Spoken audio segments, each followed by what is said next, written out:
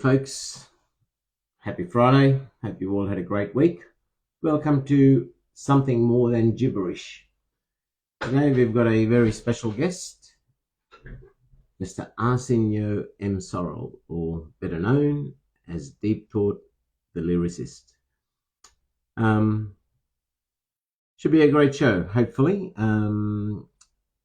know Arsenio is a bit pressed for time, so it'll go for about an hour, but really looking forward to the show. Arsenio does so much for this community and very supportive of everybody. So on my co-host Gemini, and all going well with Instagram not causing any grief. Oh, hello, Miss Fox. How are you? I'm doing well, sir. How are you?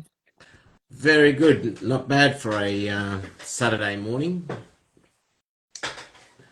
A Friday night for you. And you've disappeared on me, and I'll just talk to the blank screen. I'm still here. I was trying to get my background up. Trying to get your background up. Well, I was just saying, so today we have Arsenio. Really looking forward to featuring him today on the show. He does so much for the community and people, so really looking forward to it. Now, I also realise he's a bit limited with time too due to family commitments, so it'll be, I think we got just under an hour or something like that, so hopefully he can join us soon and we can get happening. I'm just going to pin a comment. Okay. So I see a couple of my people here from Instagram and from in-person interactions. So I just want to say hello. And thank you so much for joining us this evening. You're going to hear Deep Thought lyricist, and some of us know him affectionately as Arsenio. So I am excited to go ahead and to speak to him and to have him help dissect some of his poetry. If you've heard Deep Thought's poetry, you know that you have to hear it sometimes more than once in order to be able to digest most of the poem, because you would have a line, a verse, or a word hit you, and you're unable to fully digest it because another one hits and another one hits. And I love his style of writing. So I can't wait to speak to him, and I see that he's just gotten into the room. Awesome. Can't wait. Yeah, I'm quite excited about this too. Like Arsenio, like a couple of the others, they feature poets and all on their own shows, and it's just nice to showcase their own work. So I haven't got a request from Deep, so maybe Arsenio, if you just want to pop in a request, my friend, I can grab you up.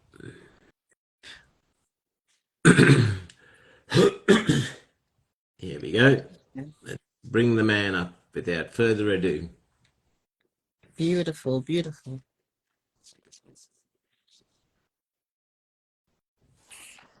Hey, how are you, mate? How are you guys doing? Not bad for a Saturday.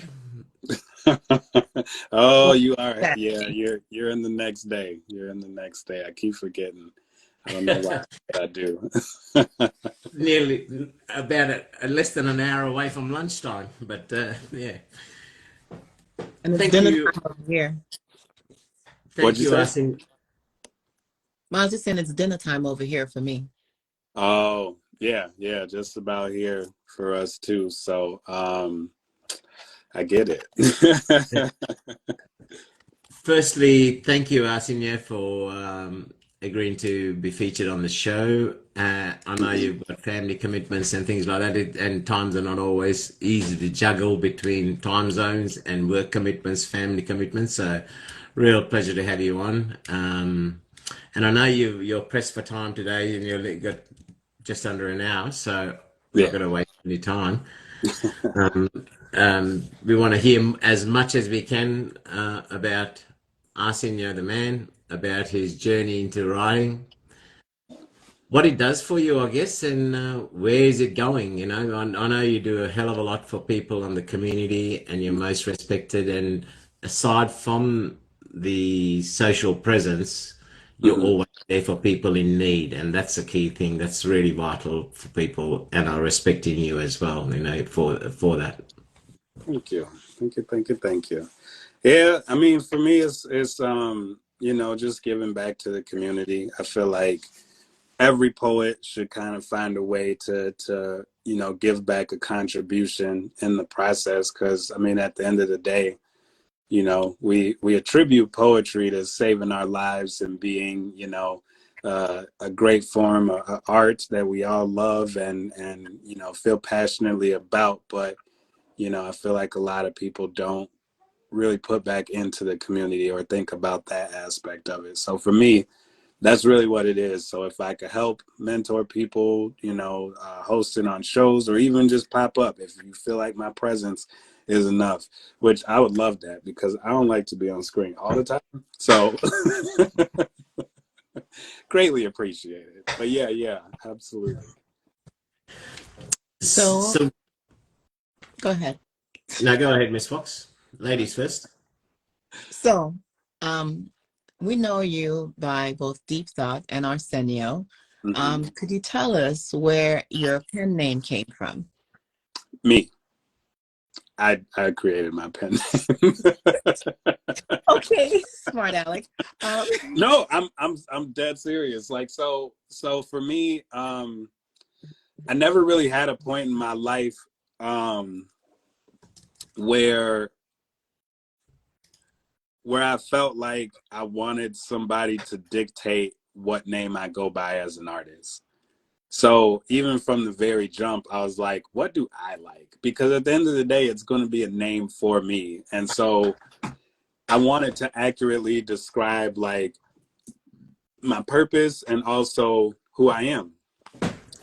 So I feel like on average, you know, unless I'm being goofy, I'm deep. I go deep on people, and if you ask me, I will always consider myself a deep thinker, because for me, I feel like there's so much more to like everything, but at the same time, I'm one of those people who's gotta like understand everything about something before, you know, I'm even comfortable with like, you know, passing on the information or whatever the case may be. Like I have to break it down and analyze it to like the very extent. So even with like my poems, I do a lot of research.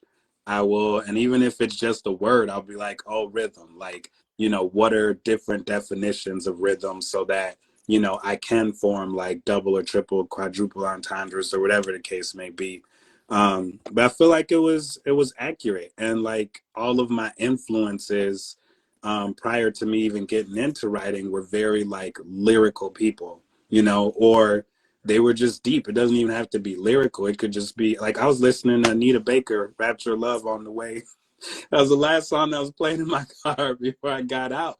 But like even those lyrics, like they don't even have to be that layered, but to say something like caught up in the rapture of love, like that right there, you can dissect and make super deep. Like a rapture, do you know what that is? Like we refer to that in like biblical terms. That's like quite, you know, quite the fiasco going on there. And to think, you know, like when we think about love, and this is me explaining to y'all what happens in my head when I hear things. So when we think about love, it's like, oh, there are so many different facets of love, where a lot of people will say it's like a roller coaster, or it could get messy, or it could get toxic, or all of that stuff. So there's so much to it that it's like a rapture. Like it makes sense. All of this stuff is pairing up, and you're like, wow, okay, it's layered, but it's not layered all at the same time. And I understand it to that extent, but I understand like the basic concept of like, yo, I'm just really in love right now, and I want to tell people about it. So yeah. Anita was something else, and we chose Anita because you and I had a couple of conversations, and I knew that you liked her music, and I love her music. And the song that I chose is because of the influence that you have in so many people's lives in and outside of the poetry community. Mm-hmm. I saw that firsthand for myself. So that's the reason why I chose the song. Driver can be raptured. What? I think that's a whole different version of rapture. I think you're looking for Ravage. No, I'm just kidding. But We'll talk about that before the end of the segment about some of your on-screen performances. But Renee, I think you had a question. No, more a statement. I think the name, your handle really suits your work because they are deep. They are not about bubbling springs and rainbows. And the word lyricist really ties in with the in-person delivery style, your recital style, your spoken word style. So I think the name really suits you. And you just nailed it right on the head. You don't just write from your head. You go deep within, and that's really. So I think the handle really suits you. yeah, thank you. So what got you into the journey of writing? My cousin, he was into battle rap, and I love this story because I love remembering kind of my roots in writing. And so he was like really into battle rap, but at the time it wasn't like as on the forefront and mainstream like it is now. So it was like very still, a select, it was more underground, I guess, if you want to, use that terminology. It's more underground. And so he was battle rapping. I don't know how long he had been doing it up until that point, but he was like, hey, you should do this. Like, it's easy. Like, don't even worry about it. Like, I got you. I'll teach you how to, and from there I was like, oh, well, I mean, if it's easy, why not try it? And so I jumped into the battle arena, and I did have quite a bit of success. I may have flushed it from my memory. Honestly, at this point, I don't know for sure, but I know I didn't lose much, if at all, when I was a part of it. And I even had some There's one in particular. I wish I could like go into details and y'all would know what I'm talking about. But there was someone who was ranked considerably higher than me, and I put together what I thought was like the best verse in the world to go against this dude. And even the people in his crew was like, yeah, I think he lost that one. I think and at the time, here's what was my name at the time? Oh, I think it was Abyss. And it was a play off the word abysmal, but it was supposed to be like basically another form of deep. So in a way, I was kind of leading up to this anyway. But so that was like one of my rap names. I had like 3 or 4 at that point. I don't know. That was the popular thing, like making multiple pages, having multiple aliases. So I had like 3 or 4 different ones.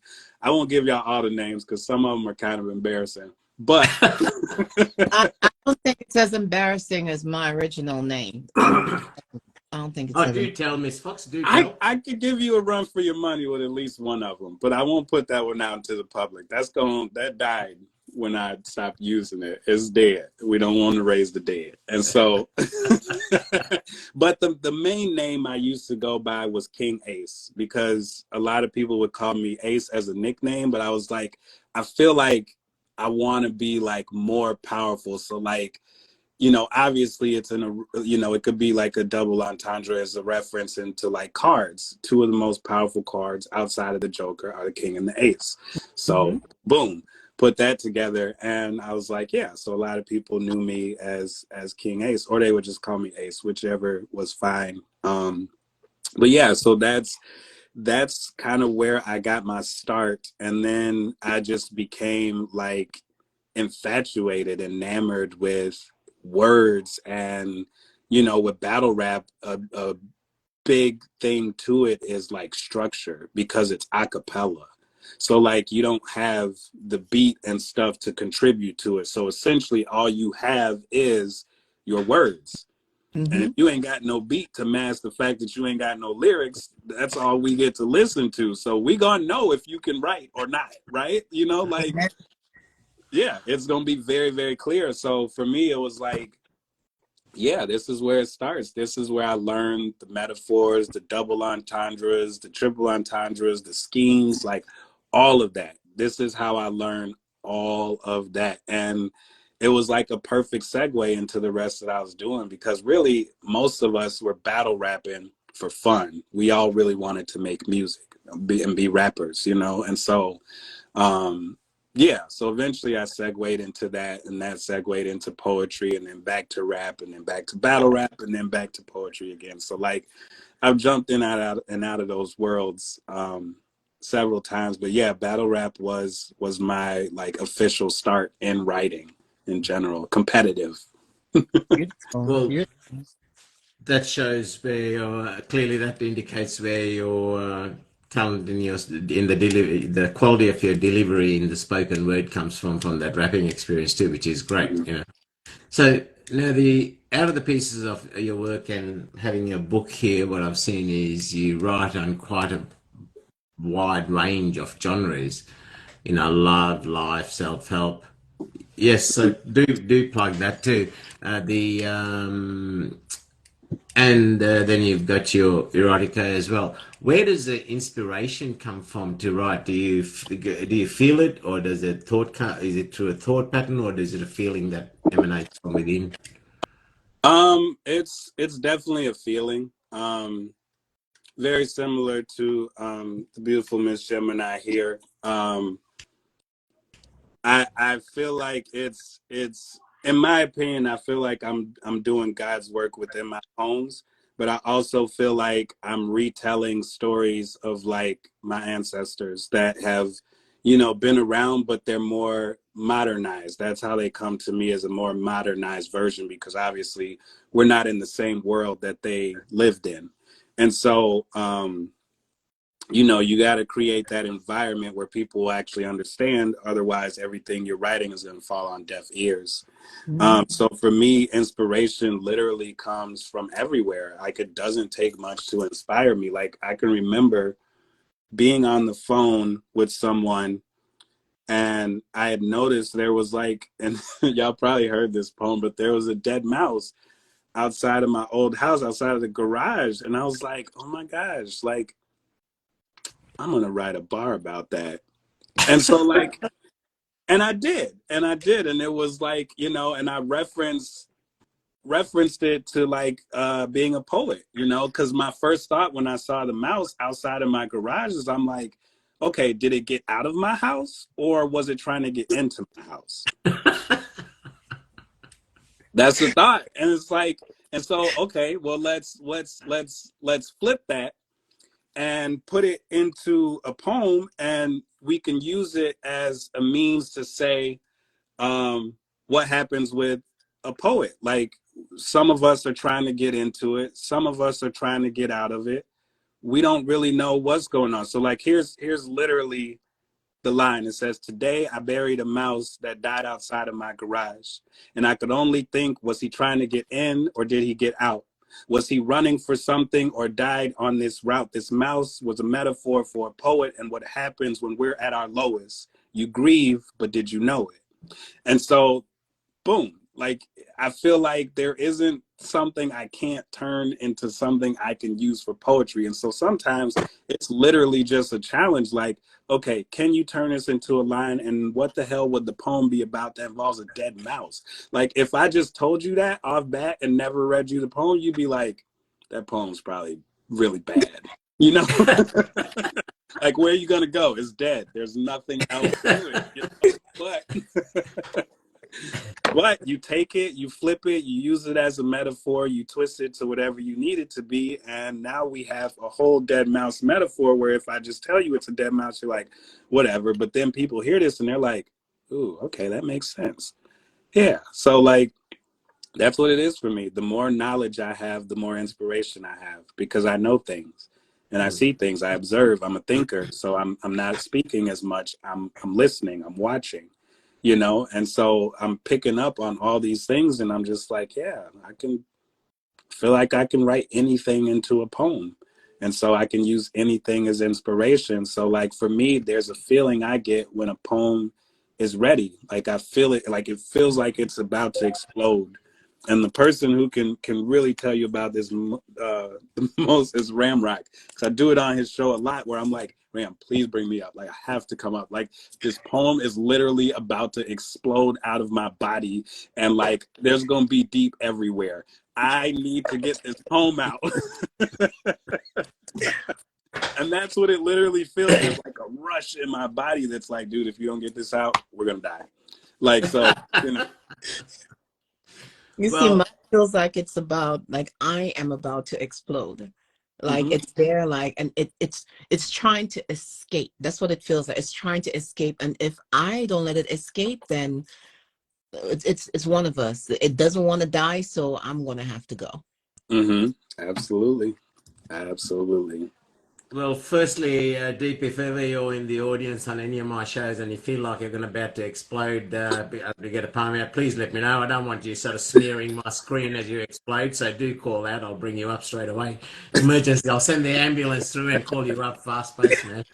Listen, you know, I will come, like, and that's the thing is like, you know, most of the time, like, and at this point in where I am at in my poet journey, like, I don't frequent as many open mics, like at least not on the screen, just because like I don't feel like people always need to hear me. Like y'all may differ, but it don't matter because y'all not me. So at the end of the day, you know, yeah, I don't know. Yeah. I'm having a lot of thoughts. Next question. And I fully resonate with the comment about the dead mouse, because one time I'd only just finished a relationship a couple of days, and as I was leaving my driveway to go to work, there was a dead bird sitting on my driveway with its feet pointing up. And yeah, I sort of straight away went to the relationship that just ended. And yeah. Anyway, so I know we're pressed for time, so can we hear a piece of your choice of poetry? So we can talk less, because I think we've got just over half an hour or so left before you got to run. So Yeah, I want to, and I'm sure the room's full. Thank you to everybody in the room, and you're getting a lot of love here, and as usual, a lot of jests as well. So I'm sure they're all waiting to hear the master at work. Okay. Do I have limits in what I can share? No, well, not by me, but I don't know Such about. a loaded question. For me, no, but my co-host. Well, oh yes. Okay, I didn't mean like erotic. I meant like. Okay, thank you so much. I was about to say it's okay, but like you see on my face, but go ahead, whatever you want to share, sir. Right. Okay.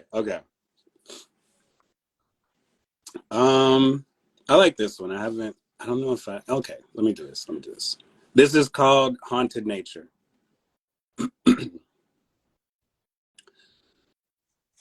At some point, I stopped recognizing the people around me.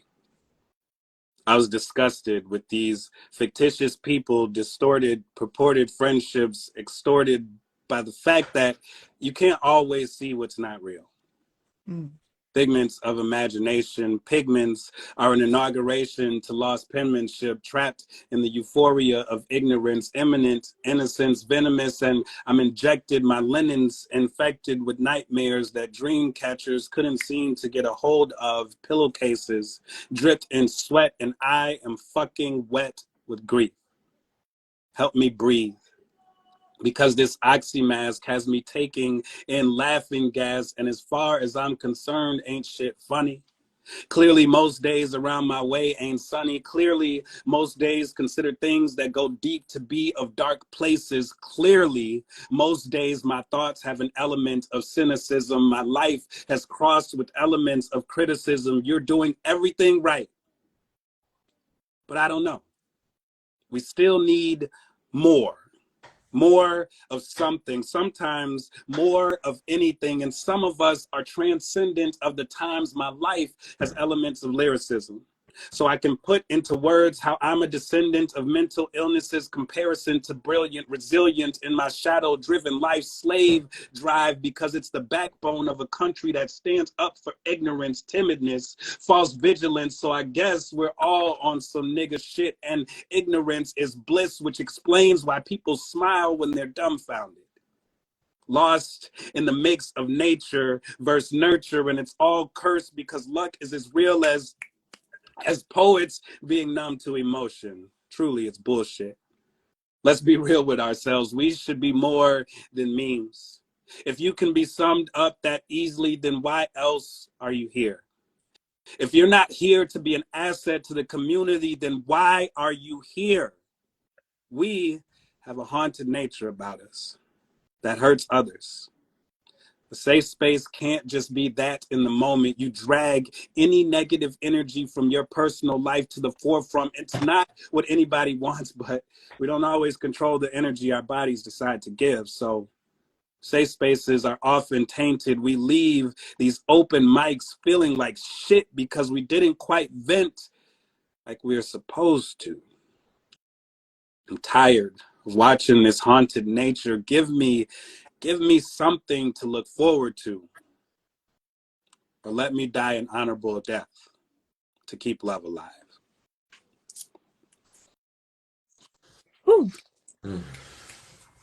So much in there, so relatable, and some very valid questions that we as individuals should be asking ourselves, right? Mm-hmm. And that's, besides this platform, it's work, it's relationships, it's a commitment to bond for emotional bonds, in friendships with people we've known. Yeah, man, yeah, those are questions like that. Even with people we've known for most of our lives, those friendships, those are questions really we should be asking, you know. Mm-hmm. So, and so many beautiful lines in there. My goodness, I really love your delivery is second to none, and just the blend of the words, but the potency of the lines and the words. As Gemini said at the start of the show, your work is something that you got to read. You hear it, you lose a lot of it because you get latched onto a word, a line, and you've lost the subsequent sort of few lines before you get yourself back. So your work is something that you either need to hear on repeat or read. But amazing, man, Gemini.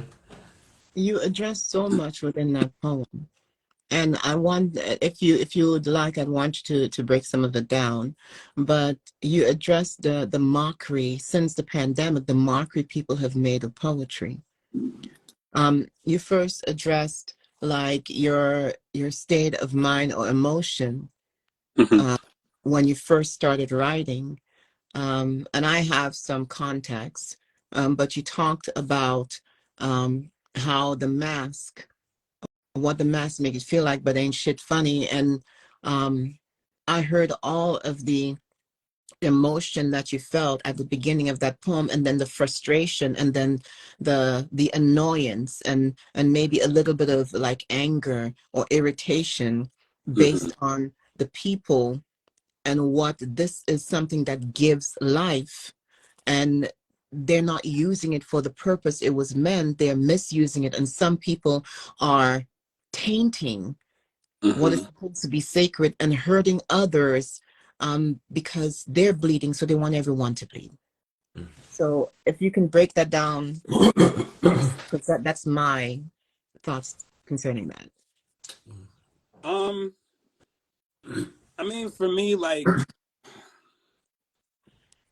as hard as it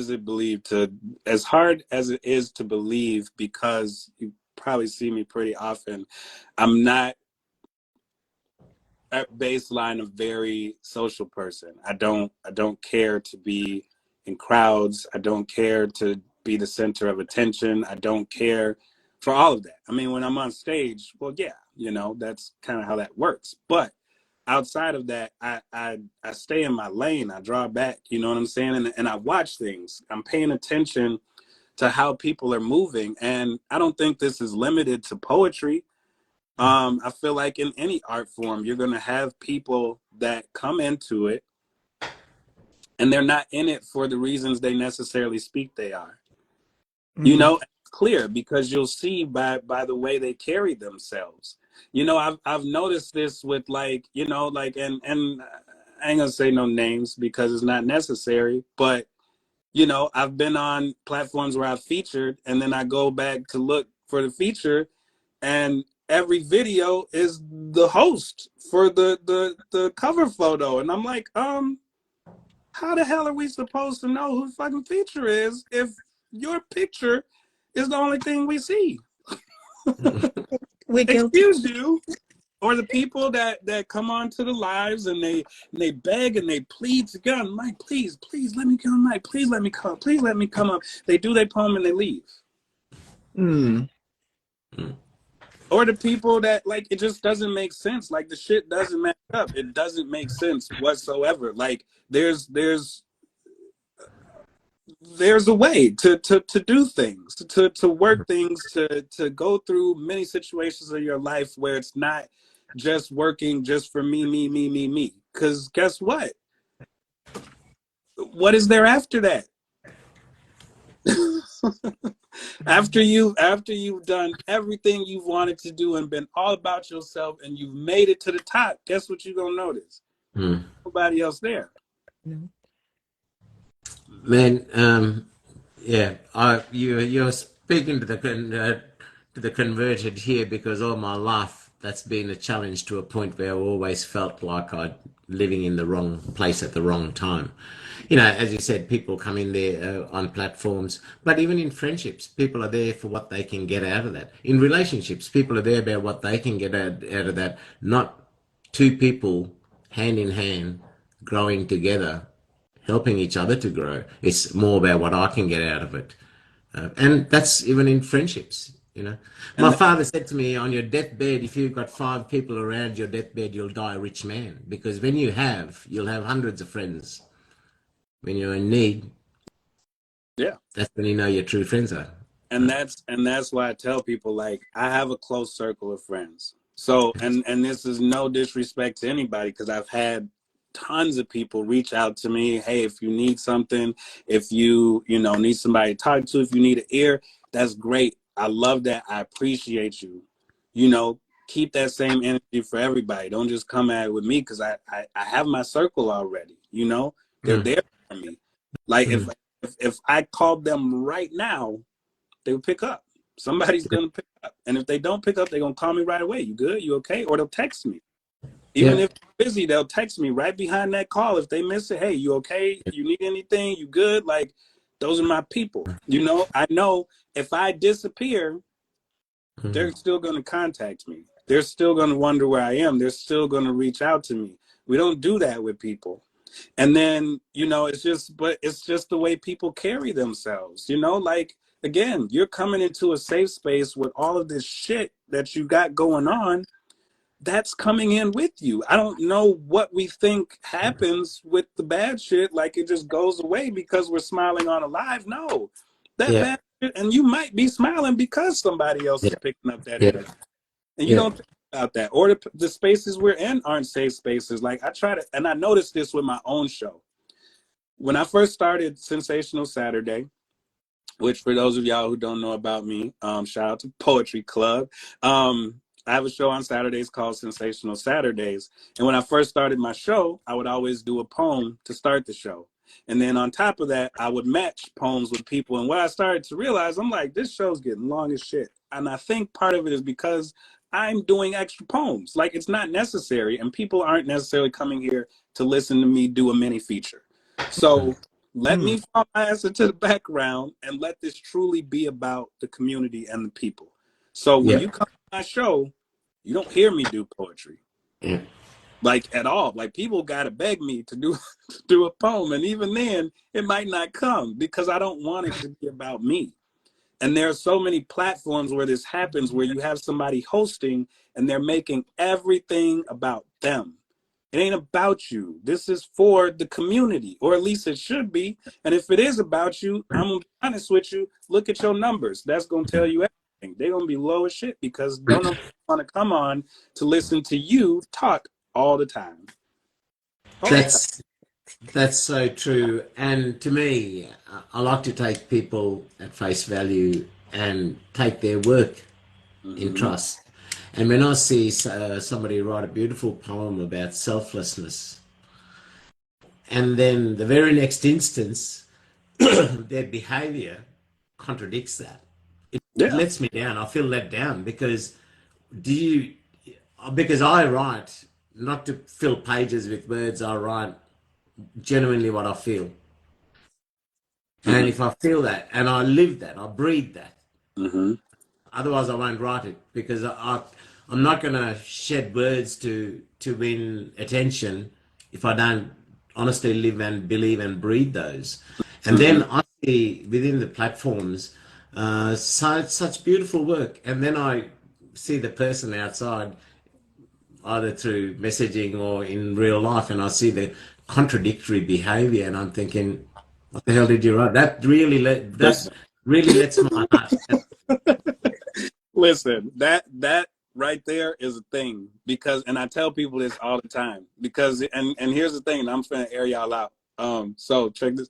Y'all know me. I'm finna be me at the end of the day. So anybody in the audience, don't be surprised by what you hear.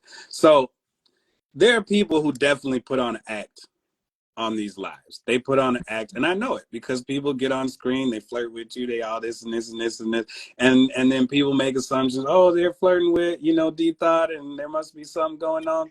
I don't hear from these people.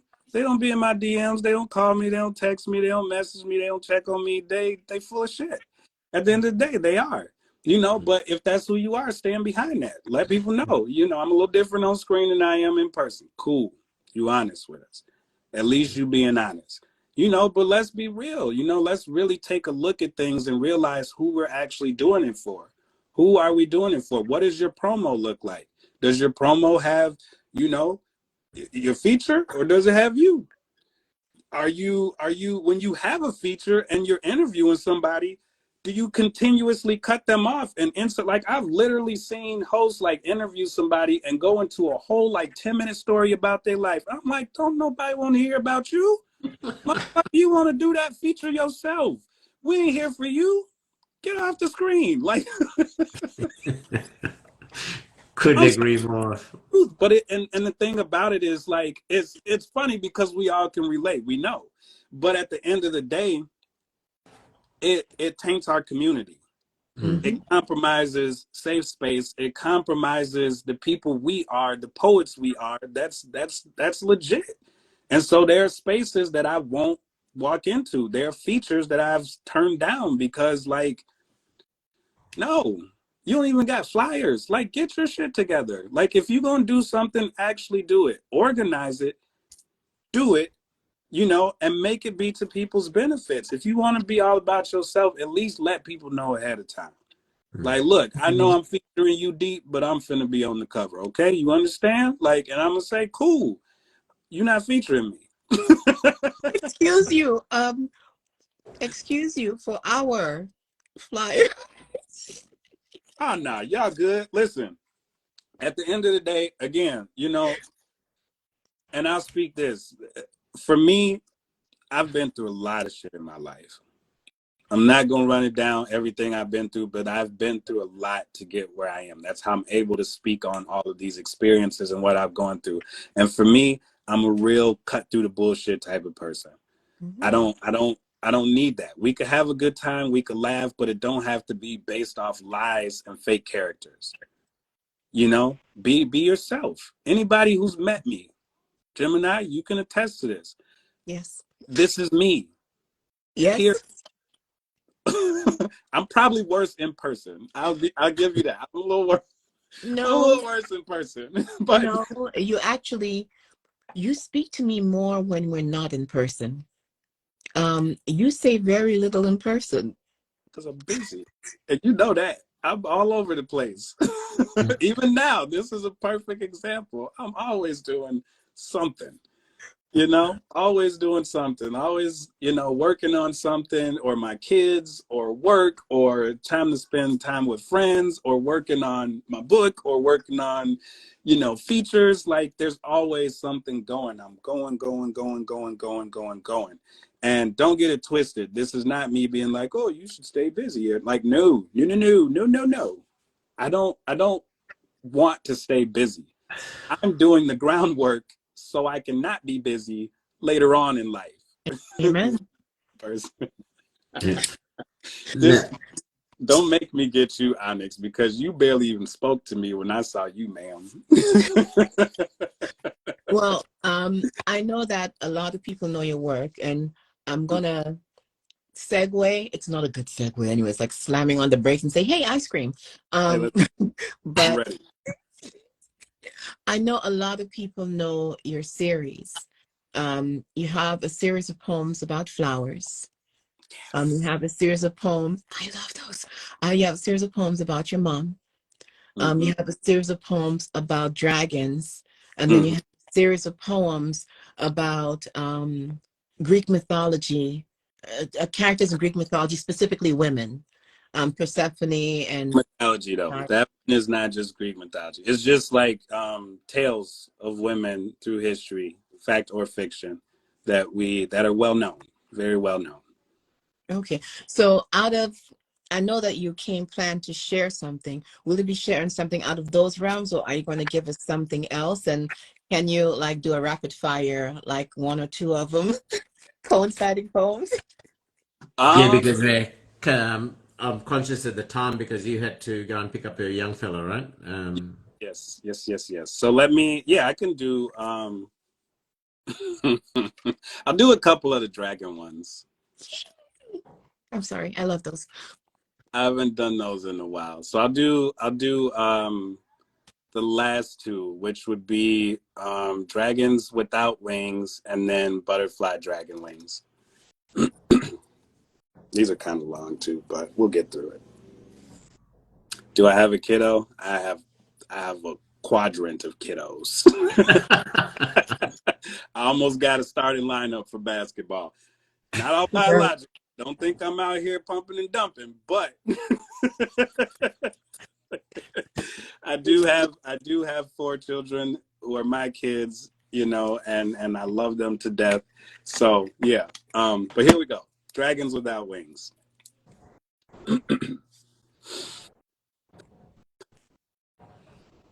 When she breathes fire, it connects with my lips in the form of the most passionate kiss. And I wrote her name in the smoke with my fingers, hoping it would linger like the aroma of marijuana. Get me high, like the winged dragons, because this ground is not where it's at. Here sounds. Here sounds a lot like where I've always been. And you sat next to me, feeling the scales of my body because it comforted you to be grounded like dragons without wings. I cut you as you cut you too, and we drew blood like scenery on the side of buildings like graffiti. Stand close and hold me. Please stop flying because your wings beat against my heartstrings, but it's supposed to play them gently. We're on the same page, but in different books. Let me hold your fire against the silver linings to burn me till I black out. I act out, but on the inside, because people only want to see that dragons are the epitome of fire signs.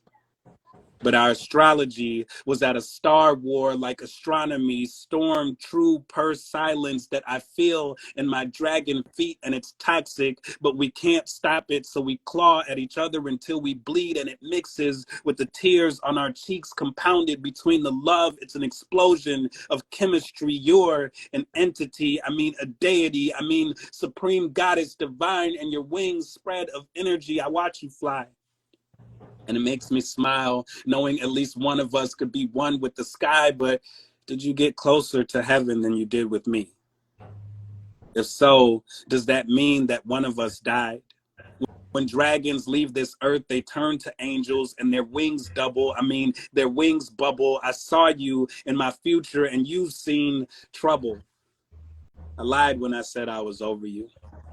Our hands locked like the walls put up around you, and you're speaking through text, but I can hear that over time they were all solidified. When a dragon cries, it feels like lava. It sinks into their skin, and I don't have wings, but that lava is in my bone marrow, which contradicts my cold heart. But she doesn't see that my heart isn't cold because I'm damaged. It's cold because I knew you didn't love me the same. It made me not love me the same either. I decided to take the burning pit in my stomach and add ether. It feels like the hunger for you, but you can't see my heart. So I tried to rip it out of my chest to give it to you so you can feel what I feel. And the feel is a chill, and it feels like I was killed. But do dragons die? Because technically we never did exist. Sometimes memories fade so much it looks like shit, or it looks like this has disappeared. She's incredible. She's life, the giver of it, the one who harnesses it in her bosom, in her womb. And I wished my child was there, but it was way too soon. I ripped your poems to pieces to eat them, hoping it would stop feasting on my psyche if they go in a different direction like we did. You flew, and I walked away. Because dragons without wings are supposed to be grounded, but I was clearly somewhere else. She said she was very hesitant to reach out to me, that she had to keep her guards up to assure herself a safety net. And I wanted to say, I catch you. But she was back in the sky flying, so she didn't hear me die painfully, which is crazy because I said, if you died, I'd die too. I'd die for you. We could die together because it's romantic, right? We fell in love with a song called Refuge and its irony, ironing out the wrinkles, and I'd still die for you, but you won't die too. I feel like everything was a lie and lies killed. The world blistered as everything I used to know withered. Winter's coming. And compared to my heart, it's warm. That line hits so much harder now that it's actually winter. Okay, I'll go into the next poem though. So this is the continuation from Dragons Without Wings. This is dragon or butterfly dragon wings. Souls lack pigmentation, so they take on the form of hypotheticals. Butterflies and dragons draw parallels like true colors painted on canvases with fire, and wing designs and pollen are wing things, indicators that angels exist. You dance the lines in your palms with the direction of my footsteps. We make metronomes jealous because the rhythm we keep is like secrets communicated in love languages. I embrace the fact that I was fluent in yours. Fluid can pour useless. Our scores, muses are forced into rooms where the only place to sit is on a pedestal. It's decorated in love and infatuation. They're juicy like berries, but taste like failure. It's a hard pill to swallow. So we just consume the medicinal uses of sensuality. Maybe that was a sign because sex was unfamiliar. Intimacy was intricately injected venomously. Symmetry is sedimentary and rocked me slowly to sleep because I let her go. And the butterfly retracted back into its cocoon. She fell into depression and woke up in suicide. The phone call chiseled my ice cold soul, my frozen heart just above the fire signs that I breathe flames onto her trust. Maybe twin flames, maybe flame lit to spark things, but assuredly flames eat butterflies. It tears implication into their wings, burned antenna to body, and you used to be a dragon, but you reincarnated to butterfly. Butterfly hearts are fragile, like the self-perceptions that dragons consume, exhume. The way a dragon's mind works, it's mythological. It didn't hold weight in a world where staying grounded is essential. The clouds bore rain, and I tried to cover you, but the umbrella doesn't slow cold winds. So the butterfly swam through snowflakes and donned elusiveness because it's beautiful even with the scars that just look like linings for tattoos. I don't know if dragons are supposed to have good memories. Every moment with you emotionally was a good movie, moving, moving in circles around you. Ballet music graceful when two winged beings dance. It's a series of twirls, the series of whirls. When you showed me how my fire breath looks, it's something like when you see your breath singing on the troposphere. If you won't live, I'll make you. And if you want to die, hold my hand and I'll take you. Butterfly dragon wings spreading, they make anythings into nothing so great that butterflies are majestic, but dragons are bad and dangerous. The sun is getting low. And I'm green with envy the way you calm the monster in me. If the butterfly is so far away and dressed in scarlet, which way does my vision encapsulate me in? I can't straighten out these dragon wings, so it's hard to iron, man. I feel like it wasn't supposed to be. I lifted you higher than heaven because butterflies don't go up too high, so I found myself looking down at you, not on you. On you was the walls of home. Butterflies are good luck, and their wings are God's red words in the Bible. We spoke about God. You reached for a different sky, and dragons are useless with wet wings or wings distorted or wings hanging off or worse like me, where I tried to make me some wings from yours, but they didn't fit. But then you also couldn't fly. So maybe we were even then. And even then,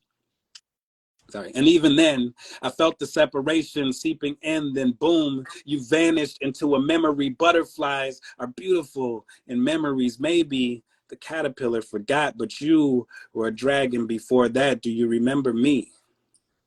Is that why the love felt distant, from instant, drifting, from existence, lifting, from forgiveness, sifting from a sentence? I'm clawing through these poems to see if a butterfly can breathe fire. If it once was a dragon, you couldn't talk to me and I hated me because I knew it was best. Did you cry? Do butterflies cry? Pixie dust and rainbow colors. They can't truly love a dragon because fairy tales are bullshit. Forever is a full clip that shoots us down out the honeymoon phase, which felt like every day. Now these memories are what we have to live with every day. Have you seen any dragons around lately? And does the answer to that make you smile? Freaking last word. How dare you? Man, Keep up. I tried to keep up in the comments and I couldn't. so many.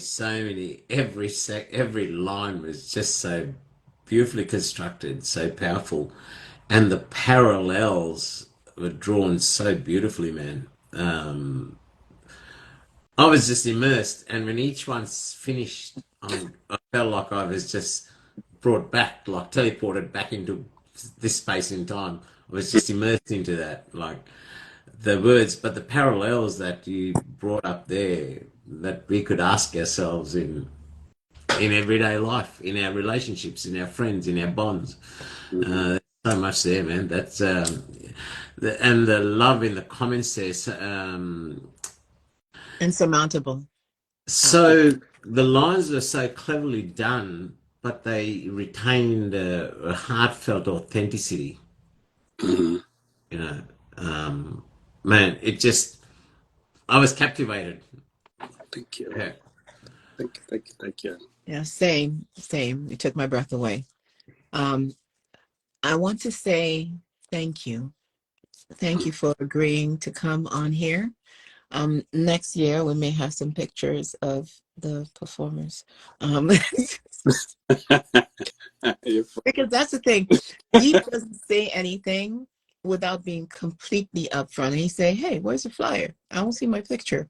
And like nobody else would have said something, but they would have said something to somebody else. But he said something to me. So Okay, never mind. You're good now. Deep, I know you got to run. A couple of things. Yes, Yeah, thank you very much for. I'm gonna take y'all with me because I should have gone, but y'all gonna walk Field with me. trip. Field trip. Go ahead. Thank you very much for coming on. And part of the reasons that I've retained a standard cover photo is because I post these on, upload these to YouTube and also to a podcast. And on the podcast page, there's a alternate, just a same cover page. That's consistency on there. Yes, I like podcasts. But so I'll share the links once I've posted them. And when you go to that podcast page, you'll see the consistent picture format. That's one of the reasons. But you did bring a point, something for us to think about, for especially for the flyers, even if it's not the cover photo of the video. Certainly for the flyers, you've certainly given us a point to think about for the new year. But man, also normally we extend a couple of hours, and I know you've had commitments. The offer is there for you to if you come guys back. want to keep talking, we can. I just gotta get my son. Yeah. That's fine. Well, Well, I'm happy. I wanted to mention a couple of lines while you get yourself together. Yeah, it may freeze quick because I am going to be popping off my Wi-Fi in any moment now. So, but I should be good. Awesome. So there's the freezer he was talking about, popping off the Wi-Fi. Okay, awesome. So some of the things that I was able to go ahead and glean and take down was from the first poem on the same page, but different books. Yes. Oh my God. Did you get closer to heaven than you did with me? Listen. Contradicts my cold heart. It does. Oh my God. But do dragons die? That one hit me. That one hit me because I have a poem about a dragon, but do dragons die? And Lobel added more to it. Do dragons die? Technically, dragons never exist. Yeah. You got the full line down, which I really appreciated. If you died, if you die, oh, if You you good? die, I die too. Yeah. And I call it, what's it name? Let the thoughts out. Angela. Is it Angela? Yes. Okay, thank you. Dragons without wings are supposed to be grounded. Without wings are lizards. I like that. Yeah.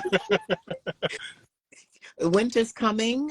So Black Sparrow Art got that down. Winter is warmer. Souls lack pigmentation. That line was amazing. Let me see what else I got and what else everybody else got. They're juicy just like berries, but taste like failure. Flames eat butterflies. If you won't live, I'll make you. You know, there's stories behind all of this, especially that one, because that was real. That was actually like real. It's like me and this person I was dating at the time. This was back in high school too, so you know, you guys don't think too much into this, but we were both at the time suicidal, and like the only thing that was really keeping us alive was each other. So it was like, look, you know, you're either gonna stay alive or I'm going with you. So like Romeo and Juliet. Essentially, that's what it was. I mean, and in hindsight, like, you know, as an adult, you're like, okay, that's a little ridiculous. But like at that point, it was like I was dead serious. I was absolutely in love with this girl. You know, like, man, it's beautiful. And actually, so I thought I was maybe done with this series, but I have to write another one because I actually spoke to her and have started reading some of the poems to her because she was curious about them too. I'm like, I wrote these, but it was based off of my perspective. So now that I have more of the story, I can clarify some things, and that's going to be interesting. Oh my God. Okay, I love when you do that. I love when you give um, two different or several different perspectives on one emotion, scenario, or memory. I love when you write like that. So I can't wait for the series. And I have somebody's like teenage, what, Dave, infatuation. Oh yeah. So yeah, that teenage love is something potent, and I see her in there. It's exactly. No comments. No, no comments. That's that good puppy love. No, that's that good dragon love, because like puppy love is like, oh, flowers and picking out petals, and she loves me not, and this right Oh here is man, like, definitely like Shakespeare. and in all honesty, like, I don't think neither her or I was comprehending what truly was happening in the course of that relationship, because it was deep, it was very intense, but it was like everything around us was a storm and chaotic, but within Mm, us was this tenderness and peace and calm. you know it was like I Mm. literally was not finding, because I was still doing like sports and stuff back then, so like usually that's like, that's it for a teenage boy. Like, I'm doing sports, like I'm good, like, but I didn't find peace in anything else except her. So like, even though I was doing all of this stuff, I couldn't wait to talk to her and be in her presence. And I actually thanked her when we talked, because I'm like, you don't understand what you did for my growth, and how being in a relationship with you shaped a lot of who I am today. Mm. wow. And that's real, like poetry. Even she was a better poet than I did. She taught me to like really think deeper, because prior to that I was trying to rhyme everything because I was still partially in rap mode. So like, I needed bars. I didn't care about no poetry. Like, you finna get these bars. Yeah. Mm. And so what happened is, she taught me how to think deeper. She taught me how to feel.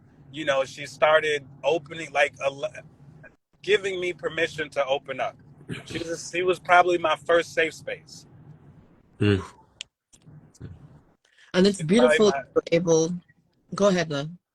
No, I was gonna say, so it was really cool to be able to have that moment come full circle, because I don't think she even knew like her influence on me as a person. So I was like, I gotta talk to you and let you know, like, I want to thank you, because like I literally would not be the poet I am today had I not met her and been involved with her on that deep of a level. Mm. Period. Mm. And it's beautiful to have been able to relay that, because most of the time we come in contact with people and they leave something within us, or we leave something within them that shape or guide the direction that they go in, and we're completely unaware of it, and they're completely unaware of how much they affected us negatively or positively. So I'm happy for you that you got a chance to relay that, and I'm happy for her that you got a chance to hear that. Yeah, me too. I did have to preface it though and say, look, this is based off my opinion of how things went. So I understand there's some things I didn't know. So don't get mad at me. Just enjoy But the poem, please, or not. But just don't tell me if you don't, because it's gonna hurt my feelings a little bit. but I think it's also really commendable that it's really important to recognize that people come into our lives and then they go, and we hang on to the hurt and the disappointments of that loss. But instead, if we can look to see what changes that interaction caused, initiated in us, Mhm. make a better person. That's quite Oh, the wind is coming in deep. You said what? We have wind or AC or heat coming in. It's cutting off some of the volume. Oh yeah, it's. I'm in my car driving on these country roads, so it's gonna be a little noisy. I can mute it when y'all talking, but no, yeah. no. But Rennie, I could you think, repeat what you were going to say, what you were saying? it's great that.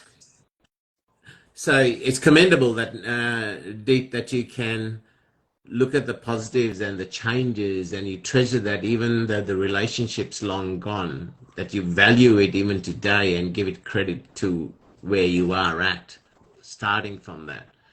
Because more often than not, we get caught up in that, the pain of loss and the no longer being there, that we forget, we fail to see all the good qualities, the good changes that it initiated in us to help us to be a better person. And when you can look back 20 years and give credit to that, that's commendable. Beautiful. Um, Yeah. No. Can y'all hear me? Yes. yep. Okay. So yeah, no. And but that's the thing with me is like I appreciate life at this Mm, point. I appreciate the people I've come across because everybody that we come across in our journey, if we choose to, will contribute to the person we are in the future. Mhm. So for me, and then here's the thing about it is like we don't always get the opportunity to like follow up with people. Like how many relationships and stuff in your past are you like, man, maybe I screwed that up a little bit, or maybe there were some things that I would have liked to said to this person, if nothing less, so that they know or to like get their response to it. And like I found it as like a golden opportunity. Like we're both adults. She's in our relationship. She's got a kid. Like she's doing great. It's not like we're not on that level. That intensity of the romantic relationship is gone. That's gone. But mm, it doesn't mean we can't be friends. You know what I'm saying? Like for instance, in these poems, I was I was taken aback when when I first talked to her, and she was like, I was hesitant to reach out to you, and I have to keep my guards up around you. And like, in my opinion, I'm like, damn, what did I do to her? Like, did I like, did I miss something? I didn't feel like I treated you that bad. So like, I yeah. don't know. Am I cutting out again? Yeah. No, you're good. Oh, okay. Y'all are glitchy for me. That's why I was asking. Just a little But bit. It's probably the connection. Go ahead. right. So it was just kind of that process of me like acknowledging that like, yeah, you did change a lot of things for me, and like for me, and to be 100% honest, I didn't want to admit it, but she she told me I was bipolar before I was ever diagnosed. Wow. She ended up in a psychiatric hospital, and I went to visit her one time, and while I was visiting, she goes, "You should probably be in here with me." Mm, Wow. So it was like Wow. it was a very interesting situation. Like for you to say that back then, and this is let me not reveal too much about my age, but this was 19 years ago. mm, mm, 19 years ago, and I was officially diagnosed with bipolar like in my 20s, like my mid 20s. mm. So Wow. yeah, there was just so much, and I was like, you like, I don't know what type of insight or spiritual connection she had, but she was tapped in on a deep level. Mm, mm. No pun intended. 43. I Woo! wonder Well, whether look, you're going to be able to see that. listen. You know how good I make 43 look if I'm 43? Um, I am 46. He's not 43. He's a baby. I'm not even in my 40s. Yeah, I told you he's a baby. He's a I'm baby. I'm halfway through my 30s. There we go. Still a baby. Still a baby. Listen, I don't know no 35-year-old babies, but you let me know what kind of babies they growing down there in Florida. I've adopted a couple. Look, I've adopted a couple, and Corey Wright is one of them. That's my baby. Charles Hines down here, he's in his 30s. That's my baby. I've adopted them. So they're my babies. Oh, okay. Well, You won't let me adopt you, so yeah, you're my brother. no, and don't nobody need to adopt me. I'm good. That's why I But haven't. yeah. That's why I haven't tried. No, yeah, no, and I appreciate that. Hey, son, how's practice? Good. Okay.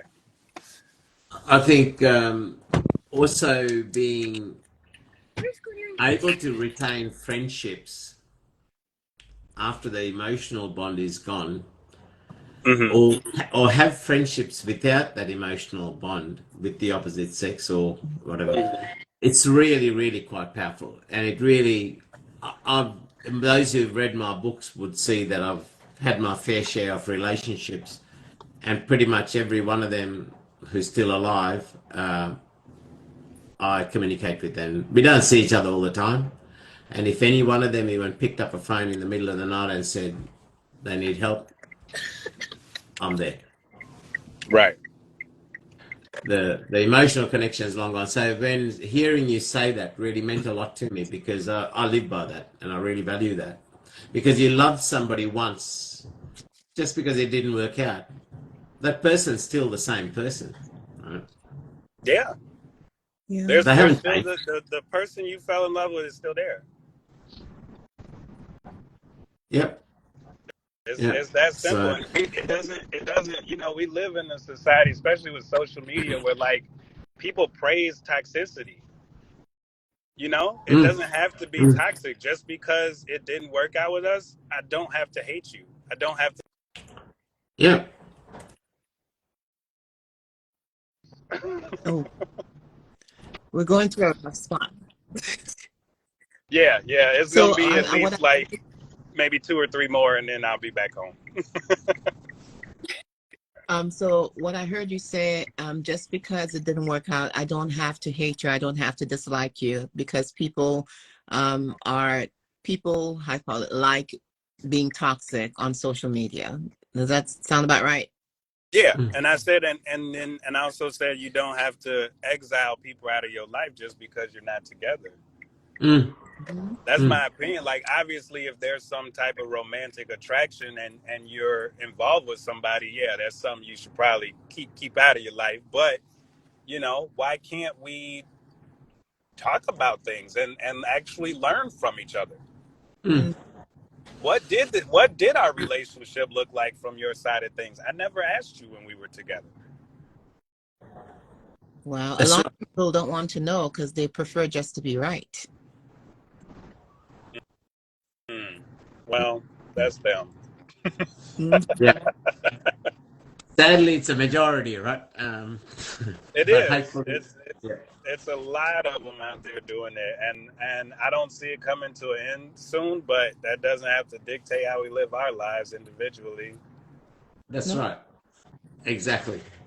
And every ripple in a pond starts with one pebble, right? So hopefully soon there'll be more and more pebbles.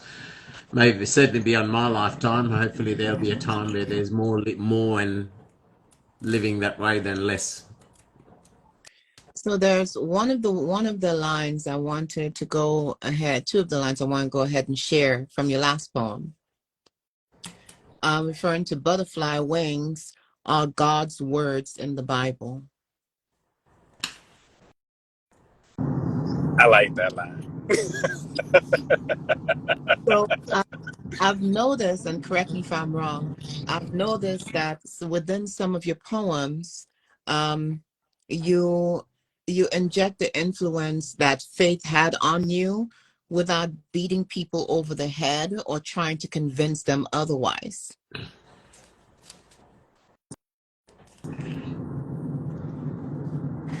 Say that back one more time. It cut out for a little bit for me. So the question I had asked and that you were answering to, and I'm trying to remember if I remember the line. Butterfly wings are God's words in the God's Bible. red words in the Bible. Red word in the Bible. Okay.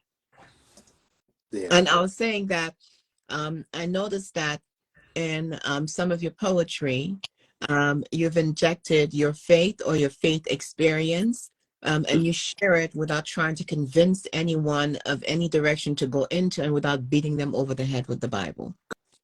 Correct. My faith is very important to me. I don't hide it. I thoroughly through and through believe in God, and to each their own. Don't try to persuade me. Many have tried, all have failed.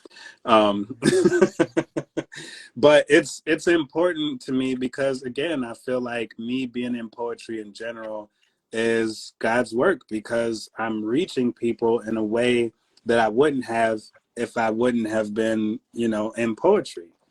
That's, for me, that's always been the goal, is the impact. It has nothing to do with fame. It has nothing to do with money. At the end of the day, would I love to be just a writer and not working a 9 to 5? Oh my God, you have no idea. I know, I have an idea. I do.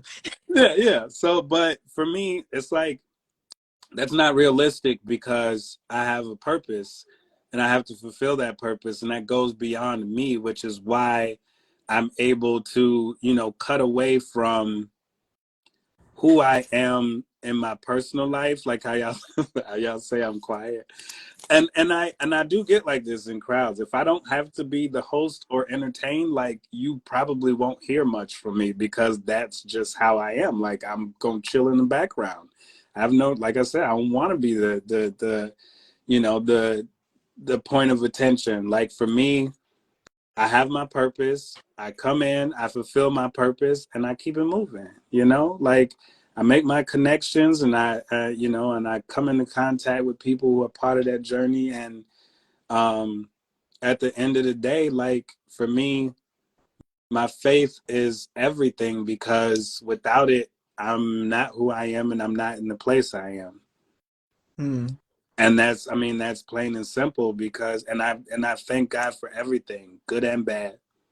I've had horrible stuff happen to me, and I'm just sitting there and I'm like, thank you, because there's a lesson in here somewhere. So and if I see a lesson, even in the worst times in my life, nothing can break me. Hmm. Nothing can break me. Nothing can take me down. Nothing can bring me down except myself. Hmm. So at the point where I choose not to do that, I am already in a different space than a good majority of people. I have something to believe in, and everybody has their beliefs. I'm not going to try to persuade you either. If it's not your thing, it's not your thing. That's fine. I don't hate you any less, and I don't have to love you any less.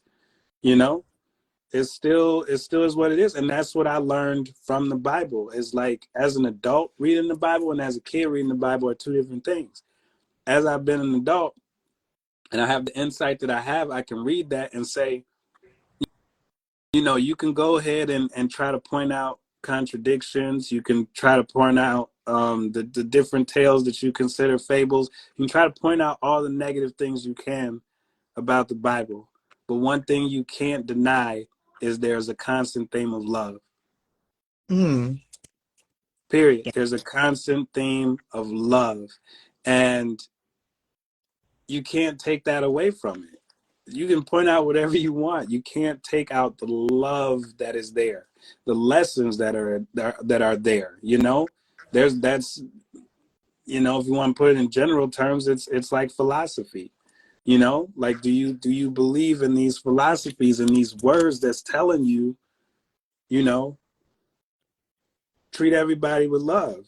If you love them, I will have the same love for you. You know what I'm saying? Like if you forgive them, I will forgive you.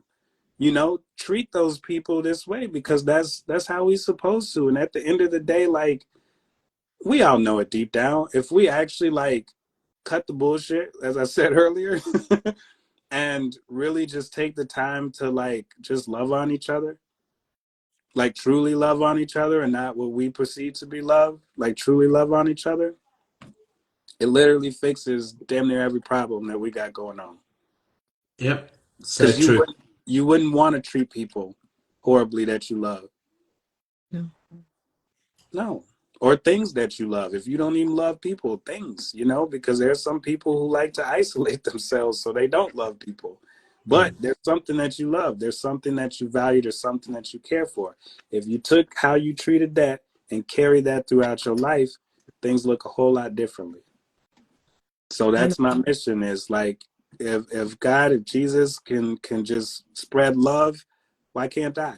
Why can't I love people even when they're negative towards me? That's why, like, when y'all hear me say it all the time, you know, when it comes to like my book or when it comes to my features, hey, look, I got a feature coming up. You know, if y'all can make it to it, that's great. You know, I would love to have y'all there. If you can't, I don't love you no less.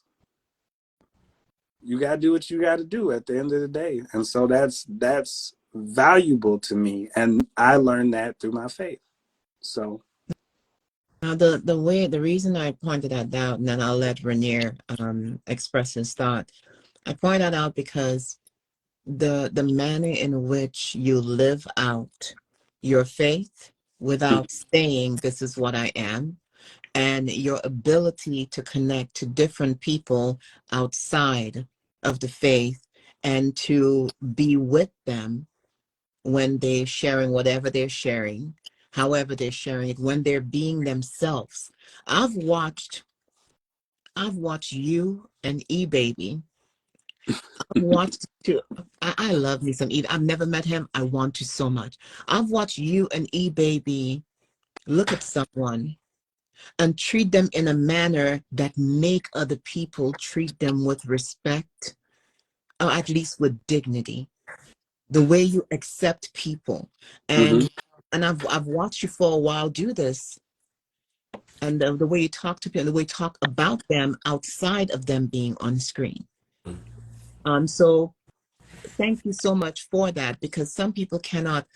Some people have to be um, live outside of the world as if normal stuff outside of spiritual does not exist, so we don't have hardships and we don't have other beliefs, and mm-hmm. that God is not aware of all of these other things, like, and I have to villainize you because I have to protect God. So thank you for not doing that, because it allows people to draw closer to what they believe in love, and if they gravitate towards Christian faith or Hindu faith or Buddhist faith because it is centered on love, they choose. You don't choose for them, and you don't villainize them for choosing or not choosing. So When thank you don't force it down their throat. God said, "Spread my word." He didn't say hold them down and and and make them.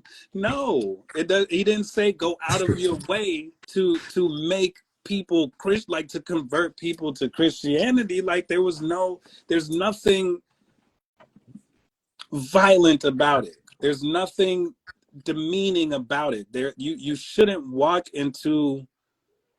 And I hate that this is reflected, because at the end of the day, our society blows up any negative connotation of something to try to keep us in check or to keep people away from certain stuff. And it's like, so, you know, instead of going to like the church I go to, I think is an amazing church. I think my pastor is dope because he's very realistic. You know, he's like, we accept all people in here, but, you know, I will tell you, when it comes to the Bible, it is pretty straightforward. But that doesn't mean you're not accepted here. That doesn't mean you're not loved. And that doesn't mean God doesn't love you because of that. That's not a thing, you know, and you preach that where other people don't. And that's what the media wants to portray. You know, you want to talk about the little priests and stuff that be touching on the boys. That's what you want to highlight. And now everybody in the world is like, I ain't going to church because they going to play with my son. Like, no, that's not how that works. And that has nothing to do with God at the end of the day. That's them as an individual. What people don't understand, I'm going to say this part and let y'all get to it, but like, we have free will. That's the part where God is not controlling our every movement. He allows us to be able to do as we choose. Yes? So that could be a multitude of things, but that's not his hand at work. That's us as individuals. And then we want to say, oh, well, why would God let us do that? Because you need to have free will. If God wanted to control everything, he just would have made a giant chess set. Yeah. Right? Why? Or he would just make the world out of Legos so I could control and build and do whatever I want to do. You stupid. But he allows us to function on our own accord because, and we should be able to see what we're going to do with each other. Are we going to, buy into those evils and become corrupt and make everything around us unsafe? Or are we going to choose love? It's your choice, though. And that ain't got nothing to do with God. Don't you blame God for your for your bad stuff. Don't you put him in that. That's on you. It got nothing to do with God. And these corrupt priests and pastors and all of that. At the end of the day, that free will is what drives them to that. People are going to take advantage. They're going to look for shortcuts. They're going to look for the easy way out. They're going to look to, manipulate people if they can because you're getting what you want. That's just human nature. That's how people are. There's no reflection of God and God's work. But, that's my opinion. So I'll let Rainier respond. I have a lot to say. No, I couldn't agree more with each of those sentiments. Number one, to me, everything that we do in life, even a thief stealing, is driven by a feeling of love. We get up in the morning and go about our day for love of something, whether it's love of lifestyle, whether it's love of our children to give them, or whether it's somebody else, or the love for job. right. And I've always walked my own unique path, never confined to the norms in society. But I've always lived of the belief that if we are standing at the bottom of a mountain and you ask me which is the path to the top, the number of paths to the top of the mountain is infinite. You might walk 95% of the way together, and then in the last 10%, 1% we diverge and we go. But there's infinite number of paths to the mountain, and I respect that. I walk my path in strength and in belief in myself. But I also respect, you say, we're standing at the bottom, and you said, Rainier, that's the way, and I'm saying that's the way. I say, man, walk up that way, I'll meet you at the top, and let's celebrate together. Yeah. If you're stuck halfway between, give me a call. I'm there. I'll be there to help you. But this is my part. So everything you said, that's how I live my life, and I really resonate with that belief. And one of the reasons that I connect with you both and respect you both is for that. Right? No, I appreciate that because I mean, it's real. Just what you said, like, and I think that's what we don't understand. Just because you don't like something or don't agree with something, you don't have to bash it. You don't have to be negative about it. I don't have to attack you. Yeah. Just because you have a different religion, it doesn't mean I have to attack you based for your religion. Yeah. That's your choice. You're more than welcome to that. My faith leads me to where it's going to lead me. Yours is going to lead you to where it leads you. That doesn't mean we can't be cordial. Doesn't mean we can't be friends. Doesn't mean I can't hug you and call you, my family, my friend. I can't, I could still love you. Yeah. I can still love you. It don't matter what you got going on. Yeah. I was brought up in Christianity, and then when I was in my early 20s, I had a big falling out with the priests of the church, and I stepped away from the institution. But I probably still live more a spiritual life than most people, most friends and family who go to church every Sunday and come out and commit every damn sin and crime in the rest of the week and go back on Sunday and plead for forgiveness. Whereas Right. I live probably a very spiritual life in my own life, but I don't belong to any orthodox institution. And funnily, when I stepped out of it and I looked in at it, I see that they're all saying the same thing, just a different label, a different name. They're all talking about the righteous virtues, which is inherent in us anyway. Mm-hmm. And me being me, I said, all right, you're right. God is in you. God is in me. I don't need you to forgive me. I'll judge and judge myself and forgive myself or pay my own penance. Because if that God spark, which that inner spark that lives in me, I know what's right and wrong. I know when from childhood if I've done something wrong. Well, if I've done something wrong, I'll wear that guilt. I'll wear the penance, and I'll try to change myself from that. So the next time I wouldn't do it. I'm not going to surrender my power of me to another human being, and that's how I live my life. But it's funny, they all say the same thing in a different way with a different label, and because we can't agree on that label, let's kill each other. Let's go to war, right? Yeah, I mean, yeah, and that sucks because like I said, I love the church I go to because our pastor has even said, I encourage you to go out there and learn about other religions. Mm. I encourage you to read the Quran. I encourage you to learn about Buddhism because he's like, a lot of them are saying similar things and there's so much you can pick up from it. Like you can definitely keep Christianity as your main thing, but like you don't necessarily have to like shun these other places. And even like you said with the church, like that was my experience. The church I grew up in, I was miserable. I won't step foot in it because I don't like that as an institution. But I never held that against God. I held that against the people in that church. Exactly.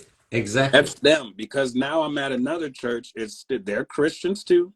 It's non-denominational, but I feel so much more comfortable there. I feel better there. I love what they have set up. They offer growth classes, but again, they even encourage you to go to other churches. And that's the thing. Come back, but go to other churches. Go experience other churches, get to know them, associate with the people, like, because we all God's children. When it comes to Christianity, at least, but at the very least, we're all human too. And again, at the base of pretty much every religion is a concept of love. Exactly. And what I saw when you said God didn't say hold them down, I just imagine going to a public pool. I just sorry. The image I had to try to keep a straight face. I imagine going to a public pool and involuntarily baptizing people without their say so, without their knowledge, and without their awareness, just holding them underwater for a couple of seconds and saying, you know what, now you're clean.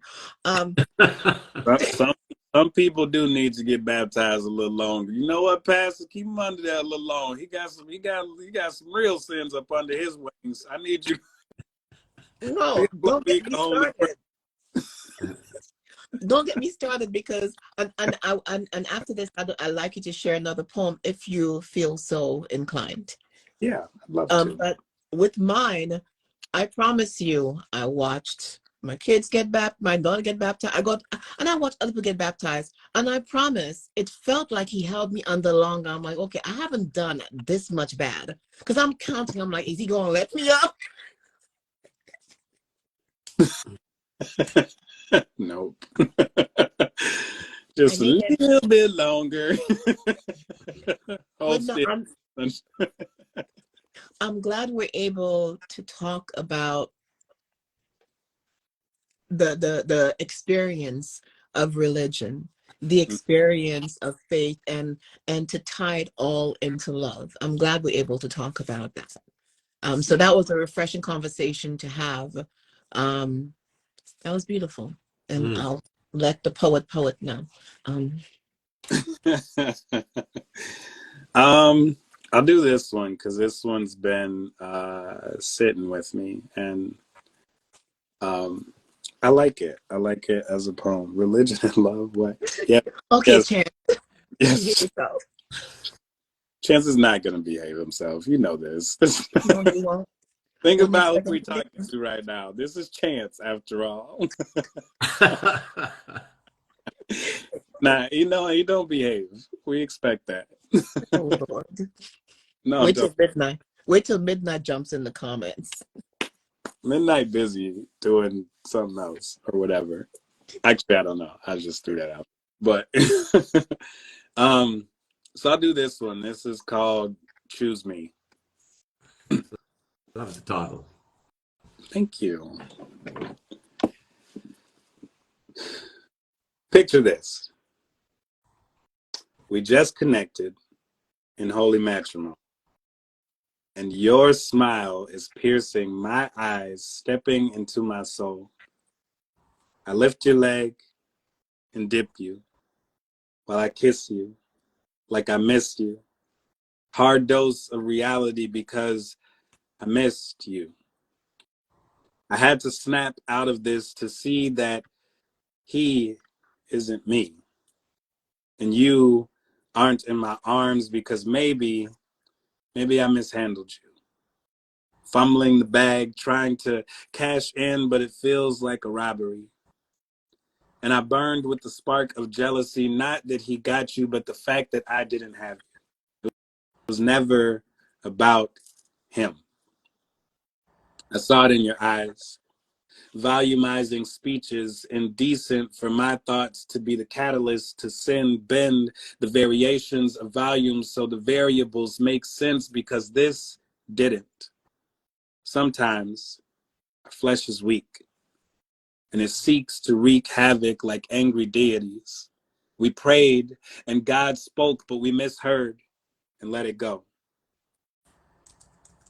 Why didn't you choose me? Did it make sense to you? Maybe his arms were bigger than mine and you needed to feel more when you were held. I spoke many nights to you where the moon listened to our conversations and whispered divinity to the stars, capture me in the promises and have us meet on planes nobody gets on like COVID restrictions. The dimensions seemed to make sense, but maybe the geometry was thrown off by acute angle that I caught your eyes stripping me of my insecurities. I was close once, but there was a barrier. I saw it because we only made it so far, but your voice was to my ear like a secret, and I believed it. Even through my anger, I craved you. I seen her with him, and I smiled because maybe she's happy. Maybe he satisfies her and gives what I can't. Maybe this is best because my most successful relationship is a toxic one I live in bipolar with. So that shit played with my head too. I was hallucinating, faking like my core wasn't feeling as hot as the Earth's center. I could have been loving all on you. Loving all in you, and the universe would twinkle its stars watching us. It could be vibrant like the way your voice sounds when you're on the other side of the phone. I want to hear your voice now, but your love language sounds like a dial tone. It rings against my bass, knocking me off the hook. I couldn't find how to operate her, but because she wasn't property, but he treated her that way. But I smiled because I couldn't have you, but I still got to see your face, see your smile, your eyes, your happiness, your joy. It looked like love. And I felt hate, but they're both warm, so I sat there confused. How could I lose? I honored my word to you and hoped to find the benefits too. And I could tell in this moment that you made a mistake. Why didn't you choose me? Because now it might be too late.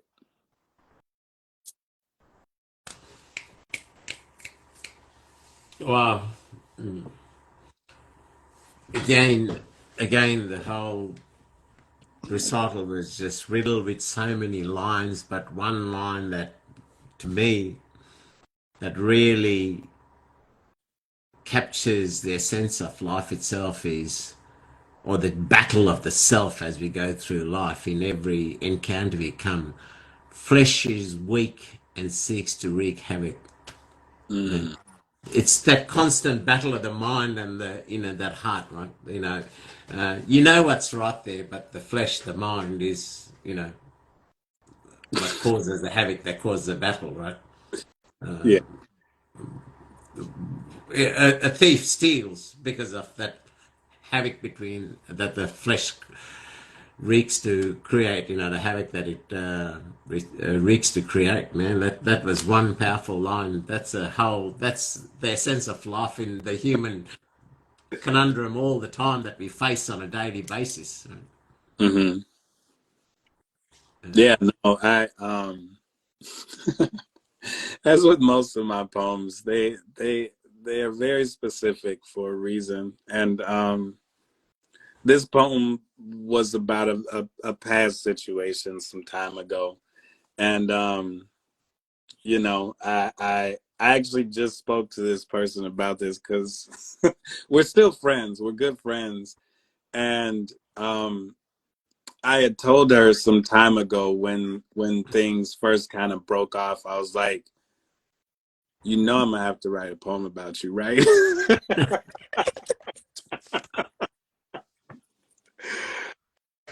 She said, I know. And originally it was supposed to be one of my flower poems. It was supposed to be one of the flower poems, but shamefully I forgot what her favorite flower was. So and not that all of them are based off of their favorite flowers. That's a little low. But this one would have been.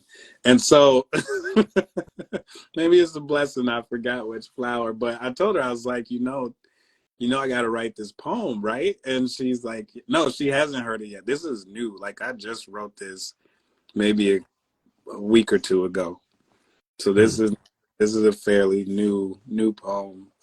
She'll Wow. hear and we'll talk about it, but um, yeah, I mean, who doesn't go through this where like we don't get the person we want and we like, well, why didn't you choose me? And then we watch them go through some BS and then we're like, why didn't you choose me? You feel like you got backup now because you like, not that I'm praying for the downfall, but we can't change the past. So now that it's happened, where we at now. So, but yeah, so that situation is another one that's kind of, it is what it is, but it makes for good poetry. It Yeah. does. And like all the questions we asked ourselves, when we ask ourselves when something goes wrong, like maybe I mishandled you, and Mm. then you think of the experience itself, whispered divinity to the stars. Your love language sounds like a dial tone when things are not going right, and I couldn't operate her. I caught that. I caught that double entendre, and the one you did with the algebra and the right angle was the right angle. Geometry, not algebra. Yeah. Oh, okay. I got close enough to it. Um, but no, I was trying to catch, and especially I couldn't operate her. And then you tied that line in, and you do that a lot within your poems. You will express, and a lot of things you write in the first person. You write about what you know or what you feel. Mm-hmm. And I like that. Mm-hmm. Yeah, that one was hard because I'm like, I need to say this in a way that it makes sense. But this is something I learned from battle rap is schemes. That's what this would be, a scheme. So we're focused on one thing, which this one is obviously a phone. You know what I'm saying? So voice automatically empower, voice calls, phone. And then you lead into the other side of the phone. I want to hear your voice. love language sounds like a downtone. It rings against my bass. The phone is usually set on a bass, knocking me off the hook. Phone's off the hook. I couldn't find out how to operate her. Operator, dial zero operator, and operate her. How to, work things right. So it's like, but again, that's something I learned from battle rap, is to tie all of that in. So and I don't think y'all caught this in the other poem. I did an Avenger scheme in one of the Dragon poems. Now I'm gonna have to go. I don't like you. I'll run it by you. So have you guys ever seen the Avengers? Yep. So you know that Scarlet Witch has the thing with the Hulk where she say the sun's getting real low, and that calms him, and he then turns into back into Bruce Banner. So I played off of that, and I'm trying to see if I could find it, because I loved it when I was like, oh my god, this is really happening. But and so I mentioned Hulk, I mentioned Scarlet Witch, I mentioned Vision, I mentioned Iron Man, and I think there might have been one more. I heard Scarlet Witch. Yeah, I'm trying to find it now. I'm losing my spot. I'm trying to think, which one was it in? Was it in the Butterfly Wings? I think so. Yeah. So here it goes. So now that you know that, I'll run it back and see if you could catch it. It says, so great that butterflies are majestic, but dragons are bad and dangerous. The sun is getting low and I'm green with the way you calm the monster in me. If the butterfly is so far away and dressed in scarlet, which way does my vision encapsulate me in? I can't straighten out these dragon wings, so it's hard to Iron Man. I feel like it wasn't supposed to be. I don't like you. And this is why I said before, your work, it's beautiful to listen to, but it's stuff you got to read, because every time you read it, you pick more and more up, because when you recite it, it's like a fast train, like an XPT train going past, and you're going, boom, you've caught some of it and you lost a lot of it. You just need to put it on a slow train and read it yeah, because there is so much in there, That's cleverly crafted in there too, which is, I've got to say. I don't like you, because like I heard the same thing, and I remember pointing out one of those lines, a portion of that. I heard the same thing, but then when you explained it, I heard it again, and I heard it, and I'm like, you heard everything. But yeah, I love doing stuff like that, because I think schemes are incredible if you can execute them the right way and really kind of twist the words. And it's like, but again, you wouldn't really know unless you're familiar with the Avengers, and so and this is what I love about writing in layers too, is because I get the opportunity every once in a while to say, hey, listen to this, and this is how this is broken down. That makes sense. Like I did this at an open mic one time here in Madison, where these people were like, oh my God, I really loved the poem. I was so blown away. I was like, but listen here, I'm gonna explain something to you that you probably didn't catch. Did the part of the poem, and I explained it, and they were like, oh shit. And the lady was like, okay, yeah, my mind is blown right now. I need a moment. Yeah. So what's now, you got your book out this year. Mm-hmm. You had the in-person lives, and you went down to the Deadly Pens, that retreat as well. Mm-hmm. What's next? Another book? Yes, actually, I told myself this is going to be the month where I start working on my next book, which I'm not going to reveal what it is, but I promise, y'all will probably love this even more than my first book. And all the poems are already set for it. I just have to kind of put them together the way I want to in the book.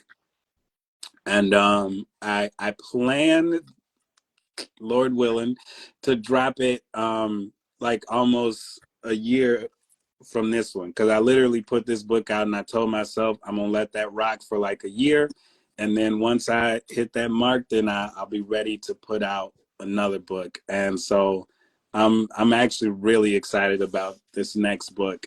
I'm working on features. I don't like to reveal those until they're locked in, but I'm in talks with some features. So you know, I'll be hitting the road again next year. So you know, I'm always looking for places to tap into, you know, as much Tampa, as Tampa, Florida, Tampa. Oh, you heard something?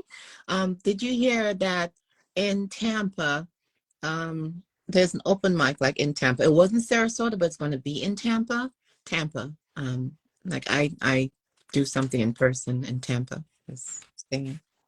so like Florida I should tap into. You said tap in, tap in. That's what Tampa, you said. Tap in, tap Tampa, in, Tampa, tap Tampa. in, The, tap the in. cat, the cat is saying Tampa right now. Tampa, There's Florida. there's cats in Florida. Hmm. Oh, Tampa, in Tampa, Florida. To tap into Tampa. See, tap into Tampa. listen, like I tell people, I would love to visit everybody. If I had the money, I would just travel around and visit my friends. Just kidding. I would probably do other stuff, but I would think about y'all.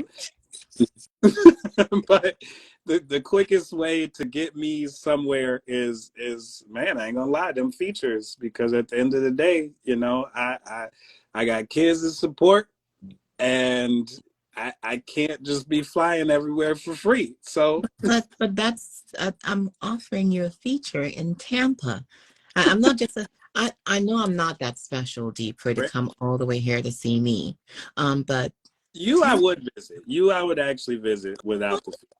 But the feature is like a, you know, that's icing on the cake. You're the cake though. You're the cake. Whatever that means.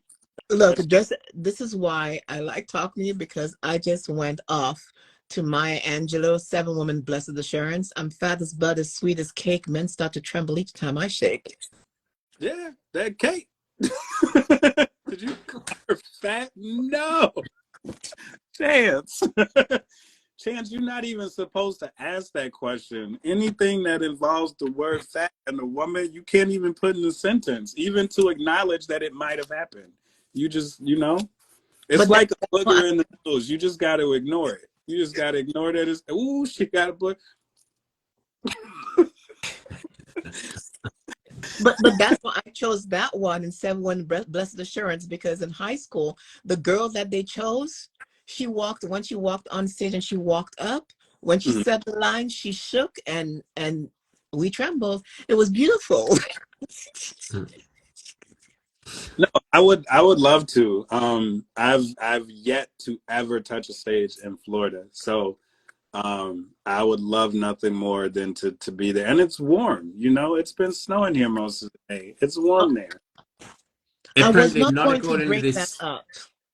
Apparently not according to this chubby-faced kid that keeps putting all these posts about how cold it is in Florida. Okay, it's cold by Florida standards, number one. And It's number two, at least 40 you have degrees here. And then you here, this is where you messed up though, is when you showed the graphic of how the high was like in the 60s. If you don't stop playing with me, let me look. I'm not hearing it. Our excuse high, me. ma'am, our high today was 35. You Well, not lucky you. Lucky you. You got snow. All we're I got was freezing. We're freezing in Florida. all I have, look, they knew the cold front was coming through. My daughter, my son, and then I'm gonna let you share another poem about flowers. My daughter and my son-in-law went to Walmart and they got me a heated blanket. Why? Because I say, Mom, don't touch that They heat. I can't even believe they sell those down there. Like, who buys them? That's got to be the most stocked thing in Florida is heated blankets. They must just be. Oh, you Excuse know what? Never mind. There's a lot of old people that retired down there, so they're probably cold in general. you. That's what Florida is. Literally, it's a cliche thing to retire and move to Florida. Am I wrong? Did you just call me old? Nobody, look, not you taking everything as me talking about you. Oh, it's cold. Are you people? I said old people. You are a person. I didn't say old Gemini. I said old people. But you don't have to say old Gemini because old and Gemini is two people. Excuse you? 'Cause I am people. Anyway, I need another poem to recover from this. I've got one. I've got one request, one humble request, if you may indulge me the pleasure. We've probably got about another 15, 20 minutes because in 50 minutes time I've got to do the original thoughts. So I'd like a bit of at least a 20-minute break to, recharge. I know you wrote one of the biggest drivers for the first book was for your mum. Mm-hmm. So I'll read another piece, and then when you do close out, I'd love to read close out with one of the pieces that you wrote for your mum. Yeah, we can. If you choose to. So here's the context to. So I'll read two poems from this garden series, and I'll tell you why. So the garden series is me using using flowers as a metaphor for different points in my love life. And so all of this is tied in with essentially will be the starter to this. And that is essentially my first love. And for a lot of people, their first love is their parent. And so I have like one of my flower poems is about my mom. So I can do that after I do one of these. Awesome. Ugh, which one? Darling. I was going to request one, but I might get the flower wrong. So tulips. Oh, the toxic tulips. Unless you want to do the daisies. Nah, we could do the tulips or the daisies. Either one. You let me know. I usually don't say that. I never give people a choice. Oh my God. You never give people a choice when they ask you, which one should I do? Anyway, I'll do the tulips. Okay, so this is Tiptoe Toxic Tulips. And this is funny, y'all don't see this, but in parentheses, I have the initials of who it's about. I wish I did that with some of my poems, because now I can't remember who I was mad at or who made me feel. I remember the emotion and getting out of it, but I don't remember the person. Listen, I know when I read it who it's about. But for me, I was like, I want to know before I even get into it, because I might not be in the mood to talk about this person and give some energy to their life. So, but this person, love it. This one may be a little more predictable, but it could be one of two people, and y'all will never know. So here we go. I'm listening as my attempts fail in trying to tiptoe past these toxic tulips. Tulips are an anomaly of themselves. They're supposed to reflect perfection and deep love, but they don't last very long. The petals are soft like moisturized skin that you have when I hold you, but they are only around for maybe a couple weeks before they start to grow weak. They wreak havoc on themselves, and it's contagious because you catch what they're inhabiting as feelings. Not only that, but unlike the lilies, their perennial leaves turn brown, pale, melanated until they make that crunch like fall leaves. Then they leave after being the most wonderful, disastrous shit ever. And you were the best, worst decision I made, and the worst, best decision that played in my mind sideways, sex sides and BJs on days when I told you, no, you don't have to, it's okay. But without the physicality, all we had was math classes every semester. That's problem after problems after problems with little time in between. You give tulips to somebody to express unconditional love, and the irony is it actually is express. love, because it comes and goes so quickly. I feel sickly when I hear your voice. You're awfully unpretty too. And I attached myself to your petals for what will be 18 years at least, stuck in this lease, thinking that your potential would push beyond the surface like thumbs through thistles. Tongue twisted tulips tied me terribly together with the love of my disdain, picking tulips and placing them in vases as centerpieces makes the home look beautiful at first glance. But given a chance, they wither away just as fast as ever. Forever, this is always and forever. Heat waves make it worse for tulips to survive. It's way too much to bear, and I'd be lying if I said my temper wasn't a tiger. Oh my, no, I float skies like hawks trying to see from a bird's eye view. If we are as far away from destruction as I think, or are we side mirrors and things are closer than they appear? Until you swerve into lanes parallel to universes that simply don't exist in a lifetime. She was a tulip and her roots were rotten, soil dry, nutrients void of life-giving abilities. Shit is still the same, and anything like her, even by the same name, became unattractive as I became an attentive, inactive listener, glistening in her eye because I was always better than the rest, but she would never tell me so. Even if the tulips lived and bypassed heat waves, they never survive in the snow. Under the piles of flakes and ice is where broken hearts go, and my mind stayed there until I learned how to mend it. It was an annual, so I had to replace it for it to show its beauty again. I didn't think it was ever coming back, but then these tie-dye colored tulips or of red and orange played peekaboo with the hypothesis I laid forth. I have a baby girl, and she's beautiful. See me? Handsome. Well, imagine how she doesn't need the sun to be bright and amazing like succulent. She breathed new life into me, and I was born again. But those tulips could go to hell. I much prefer hostas. I bought these black petunias, and boy, they were a sight to behold, like velvet plush Cadillac seats from back in the days. They started off well, but those pretty petunias, they sure did deceive me and bring me down to my knees. They illuminate amongst the solar lights. You should see them sometime.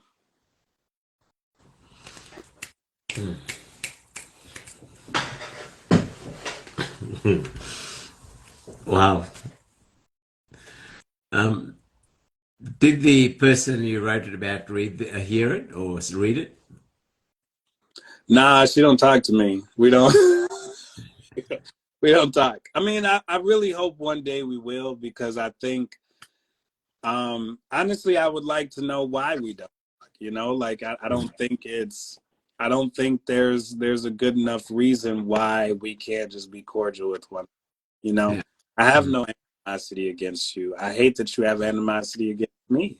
I don't think it be a thing, you know, and as I mentioned, you know, we have a child. You know, let's at least be cordial for her, because on my side, she's seeing that I'm at peace, and I actually will tell her I got love for her. You know, I have love for her. I do. I always will. You know, not on the romantic level no more. That ship is sailed and sank like the Titanic. But you know, again, like as I was saying earlier, just because things didn't work out, it doesn't mean I have to hate you. Doesn't mean you have to hate me either, but if that's where you at in your life, ain't nothing nobody could do about that except you. So at the end of the day, it is what it is, baby. Now, when you use the word problems and the repetition after or before that word, that was beautiful, because it just deepened the feeling. And then you said she was a tulip and her roots were rotten. Yo, because tulips are beautiful, and she's a beautiful woman. There's never been a question about that. It's never been a thing about looks. but there's so much more to that. And you could, and literally that soiled within the relationship where I was like, man, you're beautiful, but fuck, your soul is horrible. You're a really ugly person on the inside. And that paints any amount of beauty you would ever have. I'm sorry, like, and I think we all experience it. All it takes is that, that person is gorgeous, drop dead gorgeous, but all it takes is one thing. They an asshole, and you like, you're a little uglier than I thought.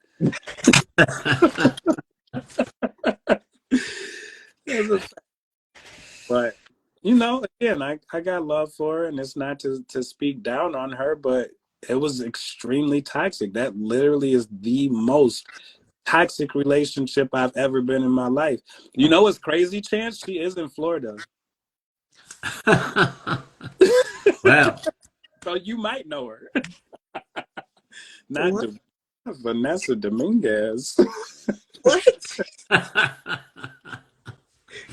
She don't know a lick of Spanish. That ain't got not summer of 2012. That's close. 2000. No, it's not close. She may be about 4 years off, but I think Chance is relating very deeply with the sentiments of the poem that you shared. We may need something to pull him back out of that bad memory. Not Vanessa Dominguez. I don't even think I've ever dated a Vanessa before.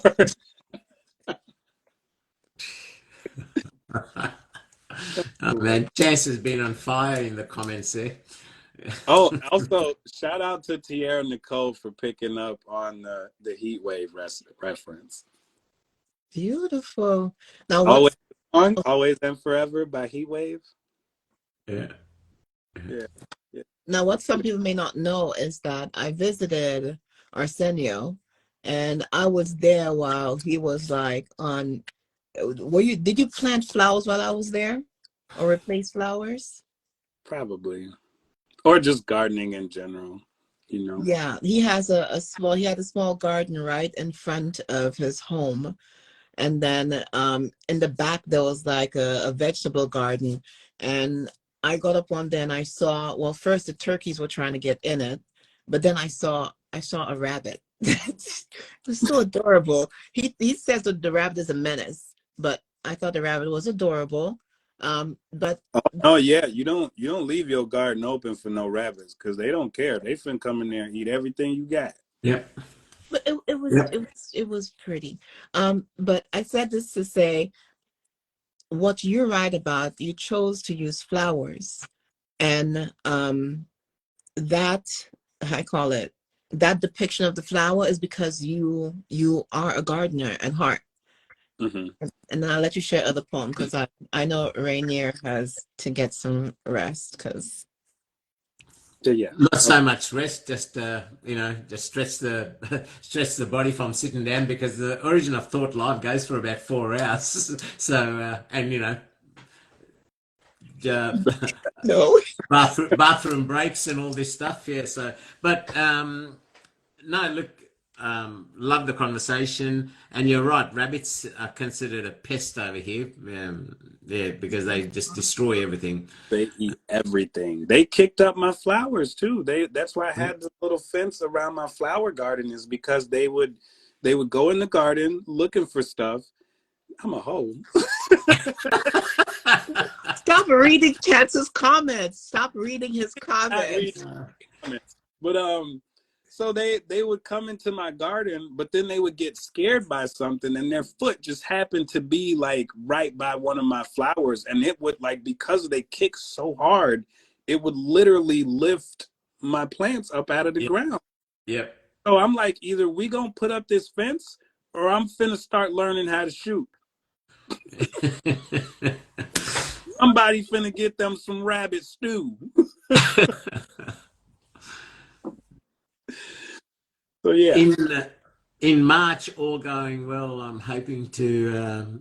Gemini's got Chance and Midnight coming down there to be featured, and I said I'd love to meet all three of them in the one place. And I'm thinking, man, if you could make it there as well, can you imagine having beers with yourself, Chance, and Midnight? Holy hell, it'd be just my stomach's going to be sore in laughter, just yeah.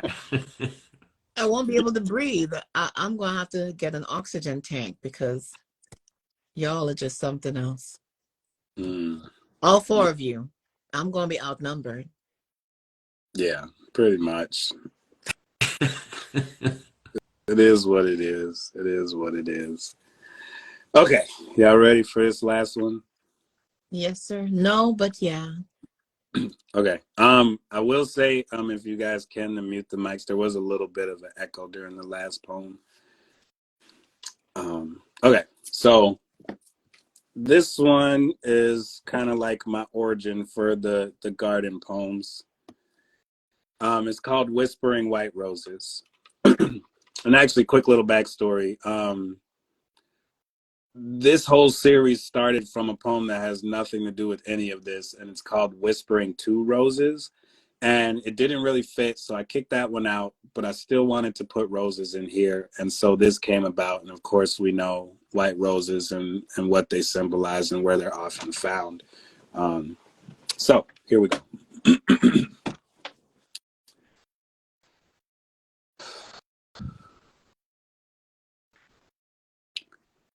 White roses whisper youthfulness, innocence, young love, and loyalty.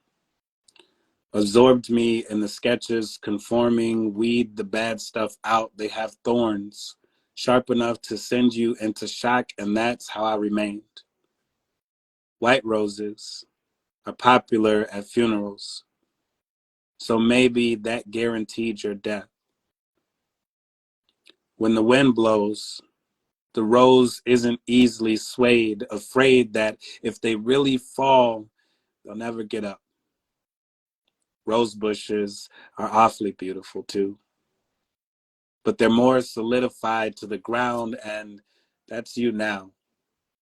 But I've never loved you less. Wanted to hug you in the best ways I could because physical love was awfully hard. White roses are good at making other flowers more beautiful. You held a lot of people up around you too. In addition, you grew within means to provide others room. The innocence of white roses are pigmented with your childhood trauma. From those seeds grew drama throughout your life, which makes sense when you pair white roses with death. Death with funerals, funerals with the people who attend. They try to blend with your death, can't extend life with no wealth. So health got buried next to the roots because it still got filthy anyway. Red roses are just white roses covered in blood from the tears we cry.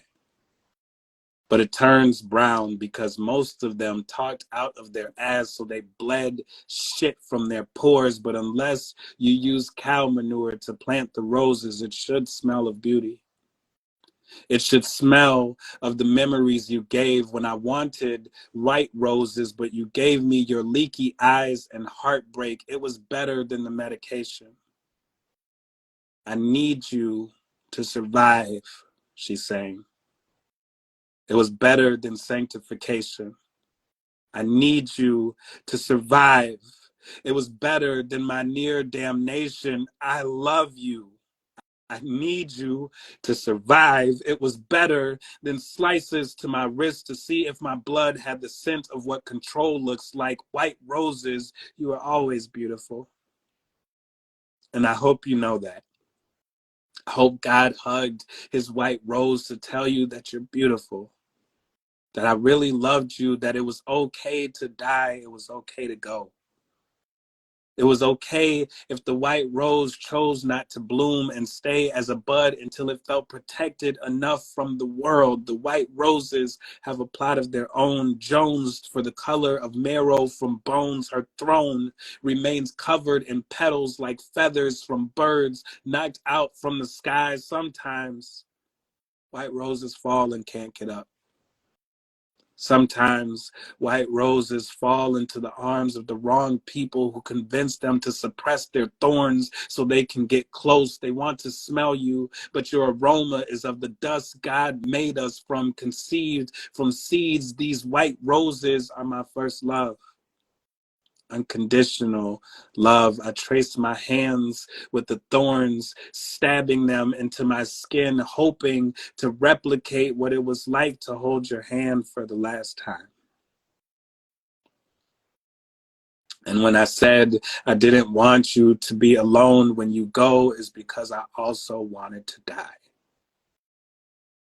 I waited for the white rose to breathe on her own, to get out of the hospital bed and whisper like roses do, to speak sign language through those breathing tubes. This is proof, and I'm trying to calculate through and through if there are any numbers, odds, possibilities, probabilities to add up to this not haunting me. White rose petals are swatches for casket interiors. Isn't it funny how true beauty can filter negativity? Funnels out the darkness of life, or at least displays it clearly. My white rose withered. She was great, and I, the continuance of what could have been had she been able to suffer here with us longer. Have you ever stared at a flower and instantly time froze? But what you can't stop is pain. Don't be deceived by numbness, as it causes your brain to believe that nothing's going on. It's all magic. And numbness is sleight of hand. You may not be able to witness it, but your body can easily detect the differences. My white rose, my mother, my angel, where are you? If you stare at white roses long enough, they turn into doves. The doves turn into your spirit. And in the ground is the stem, the body, the part that doesn't transcend. And I am here still watering that stem, hoping it will grow back, hoping it looks like you, smells like your perfume, wears your lipstick, dresses up on Sundays with the hat to match like you, leaves me voicemails like you, hugs me like you during our last conversation, thinking this is the start of something new where I didn't feel like the mistake I was when conceived. Then maybe I could believe that the blame wasn't all on me. My first love and beginning steps in this garden, it's love. And it's pain, and it's pain, and it's love. Love is pain, pain is love. We rest in peace that we spend our whole lives trying to seek, only to seek deep like quicksand. And I swore I hate beaches because I didn't like swimming. I'm drowning in white roses, but none of them share your resemblance. Nothing is like you. And because of that, I walk on looking for a love like yours.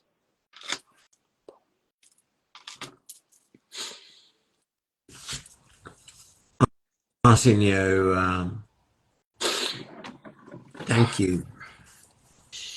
Thank you for everything you've shared, but thank you from the bottom of my heart for sharing that piece, for showing your heartfelt vulnerability, and that piece is astounding.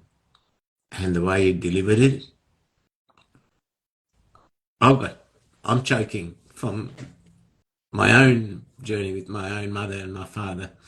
And man, you captured it all so well. And thank you ever so much for really exposing that inner you, that vulnerability, that humanness. Because it doesn't matter how big and strong we are, our hearts still bleed. Mm-hmm. Thank you for showing that, man. Thank you. I've always respected you, man, as a brother. I love you more than ever, man. I really do. I really respect you as a person, for all that you are, for the way you live your life, for everything that you do for everybody. Man, I sincerely respect you, man. I really do.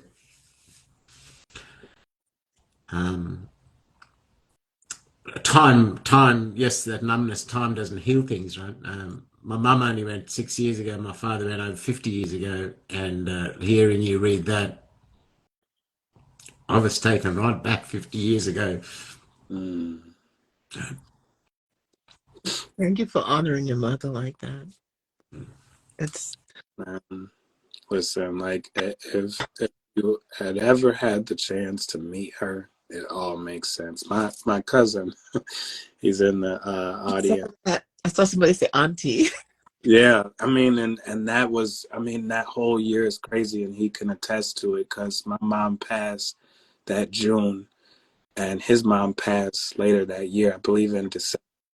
So we lost, family back, and then his mom's sister, other aunt, she passed the next year. So it was like literally like, poof, poof, poof, and it was like,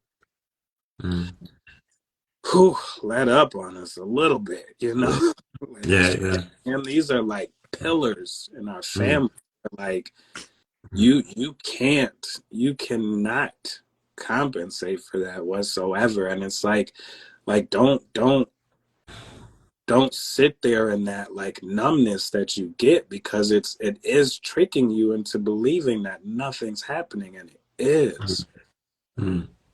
And the thing you have, like, we have to understand, and I learned this from other friends of mine, this is the crazy part, is like, I didn't even realize how many people around me have lost their parents, their mother, their father, until I lost mine, and they came to me, and then me comforting my cousins, because I get it. It hurts me not only that y'all lost your mother, that I know what y'all are going through. I know exactly what you feel right now. I hurt for even having to be there. That hurts alone. That was difficult. I went to my other cousins. I went to their mom's funeral that's how I started my birthday. Oh wow. Her funeral was on my birthday, and so I went to the funeral, and I was like, oof, I feel it. I know what y'all feel like. It hurts like hell. And there's not really, unfortunately, there's not really a point where it doesn't. But I feel like, in the light of making things, and finding more positive and learning, is, I think that's a huge testament to the impact she made. Yes. To the immeasurable impact that she made. And man, look, I wouldn't be here. Honestly, I wouldn't be here. These poems wouldn't exist if I weren't doing this in her honor. I was, bullshit you not, I was done with poetry. I was 100% okay with never touching a stage, never performing a poem again. Wasn't even on social media. I was living a peaceful life, I didn't deal with no types of bullshit I didn't want to deal with, It was just that simple. But like, it's the least I can do, is to continue her legacy, because y'all should know how amazing she was. So I'm gonna tell people how amazing she is, because you don't get to experience it yourself, because she's not here with us physically. But y'all gonna know, and her legacy is gonna continue. And that's the big, with the book. That's probably my favorite part of the book. It's not even the poems. It's the fact that my mom wanted to travel, and I now gave her the ability in death to go everywhere she ever wanted to, plus more. My mom's all over the world now. The world, in different countries. Thanks partially to you, Rainier, because you have books. That means the world to me, because I'm like, that's literally why I did it. My book was done. My book was done. It was almost to printing. The only thing that stalled it was we were having trouble with the alignment. And I was like, you know what? It's not done yet. I need something else. I need this to be more of a tribute to her because I still feel like people don't get it. So I'm going to put her in the book. Literally. It's beautiful. And the thing is that, like, you are her legacy. Brooklyn Chance, she's in New York. but you are her legacy. Everything that she ever said, like the way that she ran her house, her legacy. Like I believe seeing you, I know your mom. Seeing the way that you operate with your kids, I know your mom. So thank you so much for giving us the privilege of getting to know her through the love that you have for her. Absolutely. Look, I always love my mom. And that's, you know, and for all of y'all out there, just because they're gone, it does not mean you have to stop loving them. And literally their legacy lives in the memories that we have. And, you know, we can always pay tribute to them and extend that legacy. Why not? I'm her child. Always, her legacy is always going to live on as I'm here.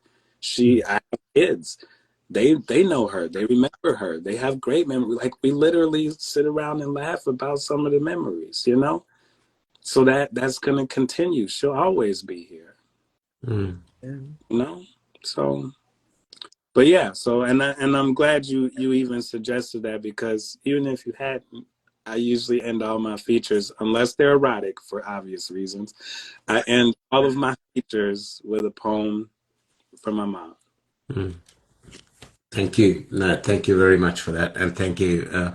One of the other things that, as we're adults, you really appreciate another thing about our parents, like in losing our own parents, we're going through our grief. We also got to support our kids because they've lost a grandparent as well. So you got to be there for them, and yet, you know, you need somebody to put their arms around you and say, "Son, it'll be all right."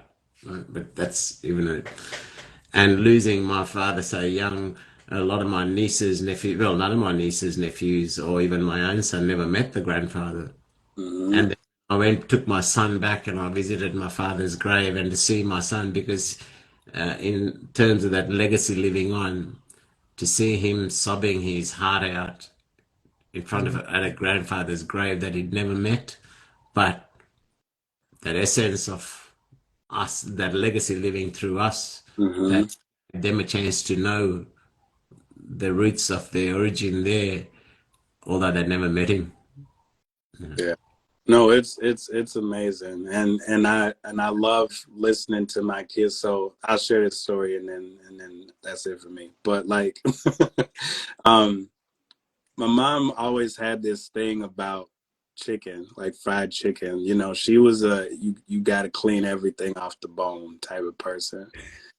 And so I made fried chicken for my kids, and my oldest son didn't do so hot with his chicken, and my youngest called him out on it.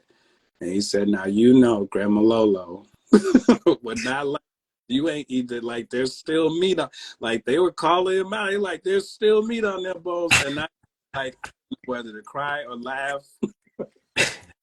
But I'm like, I love this is happening because y'all do remember, and you worry about that because they are young. You know, at this point, I have one niece that didn't get to meet my mom because my sister was actually pregnant when my mom passed. And she was about, my niece was born in October, so she's about 4 months away from having. So she was the only one that didn't get to meet my mom, but she has a lot of her personality traits, and she's named after her. So, again, continuing that legacy. But yeah, that's what Arsenio, really, man, I really loved having you on. Heartfelt thanks. And I'm glad we could resurrect the mishap with RG throwing us out and have this second segment. Absolutely been a pleasure, and don't think this is the first and last time.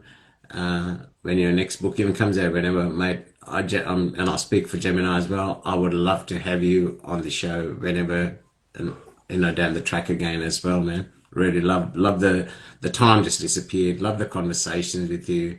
I really love you as a person. Love your work, and it was an honor to share this couple of hours with you, and get to know this inner side of you. Really means a lot.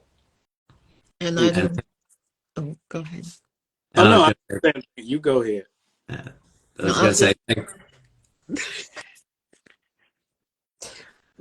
I was I just was going to also, project and say that I love you more than Rainier. That's all. Okay. also, Gemini, thank you very much for your contributions to this as well, and identifying and showing that your own vulnerability as well. And to the audience, I sincerely thank you as well. Arsenio is a well liked and respected man in this community, and it was great to see you all there. But not just being there, but really participating and really condoning and showing the man the love and respect you have for him as a person, his work, and all that he does. Because people like him, they do so much, and it's nice to be just given something in return. And what each of your participation, your comments, the love that you've shown, and the respect for his work, that's a great gift to give back to somebody who gives so much to us all within this community. It is. It is.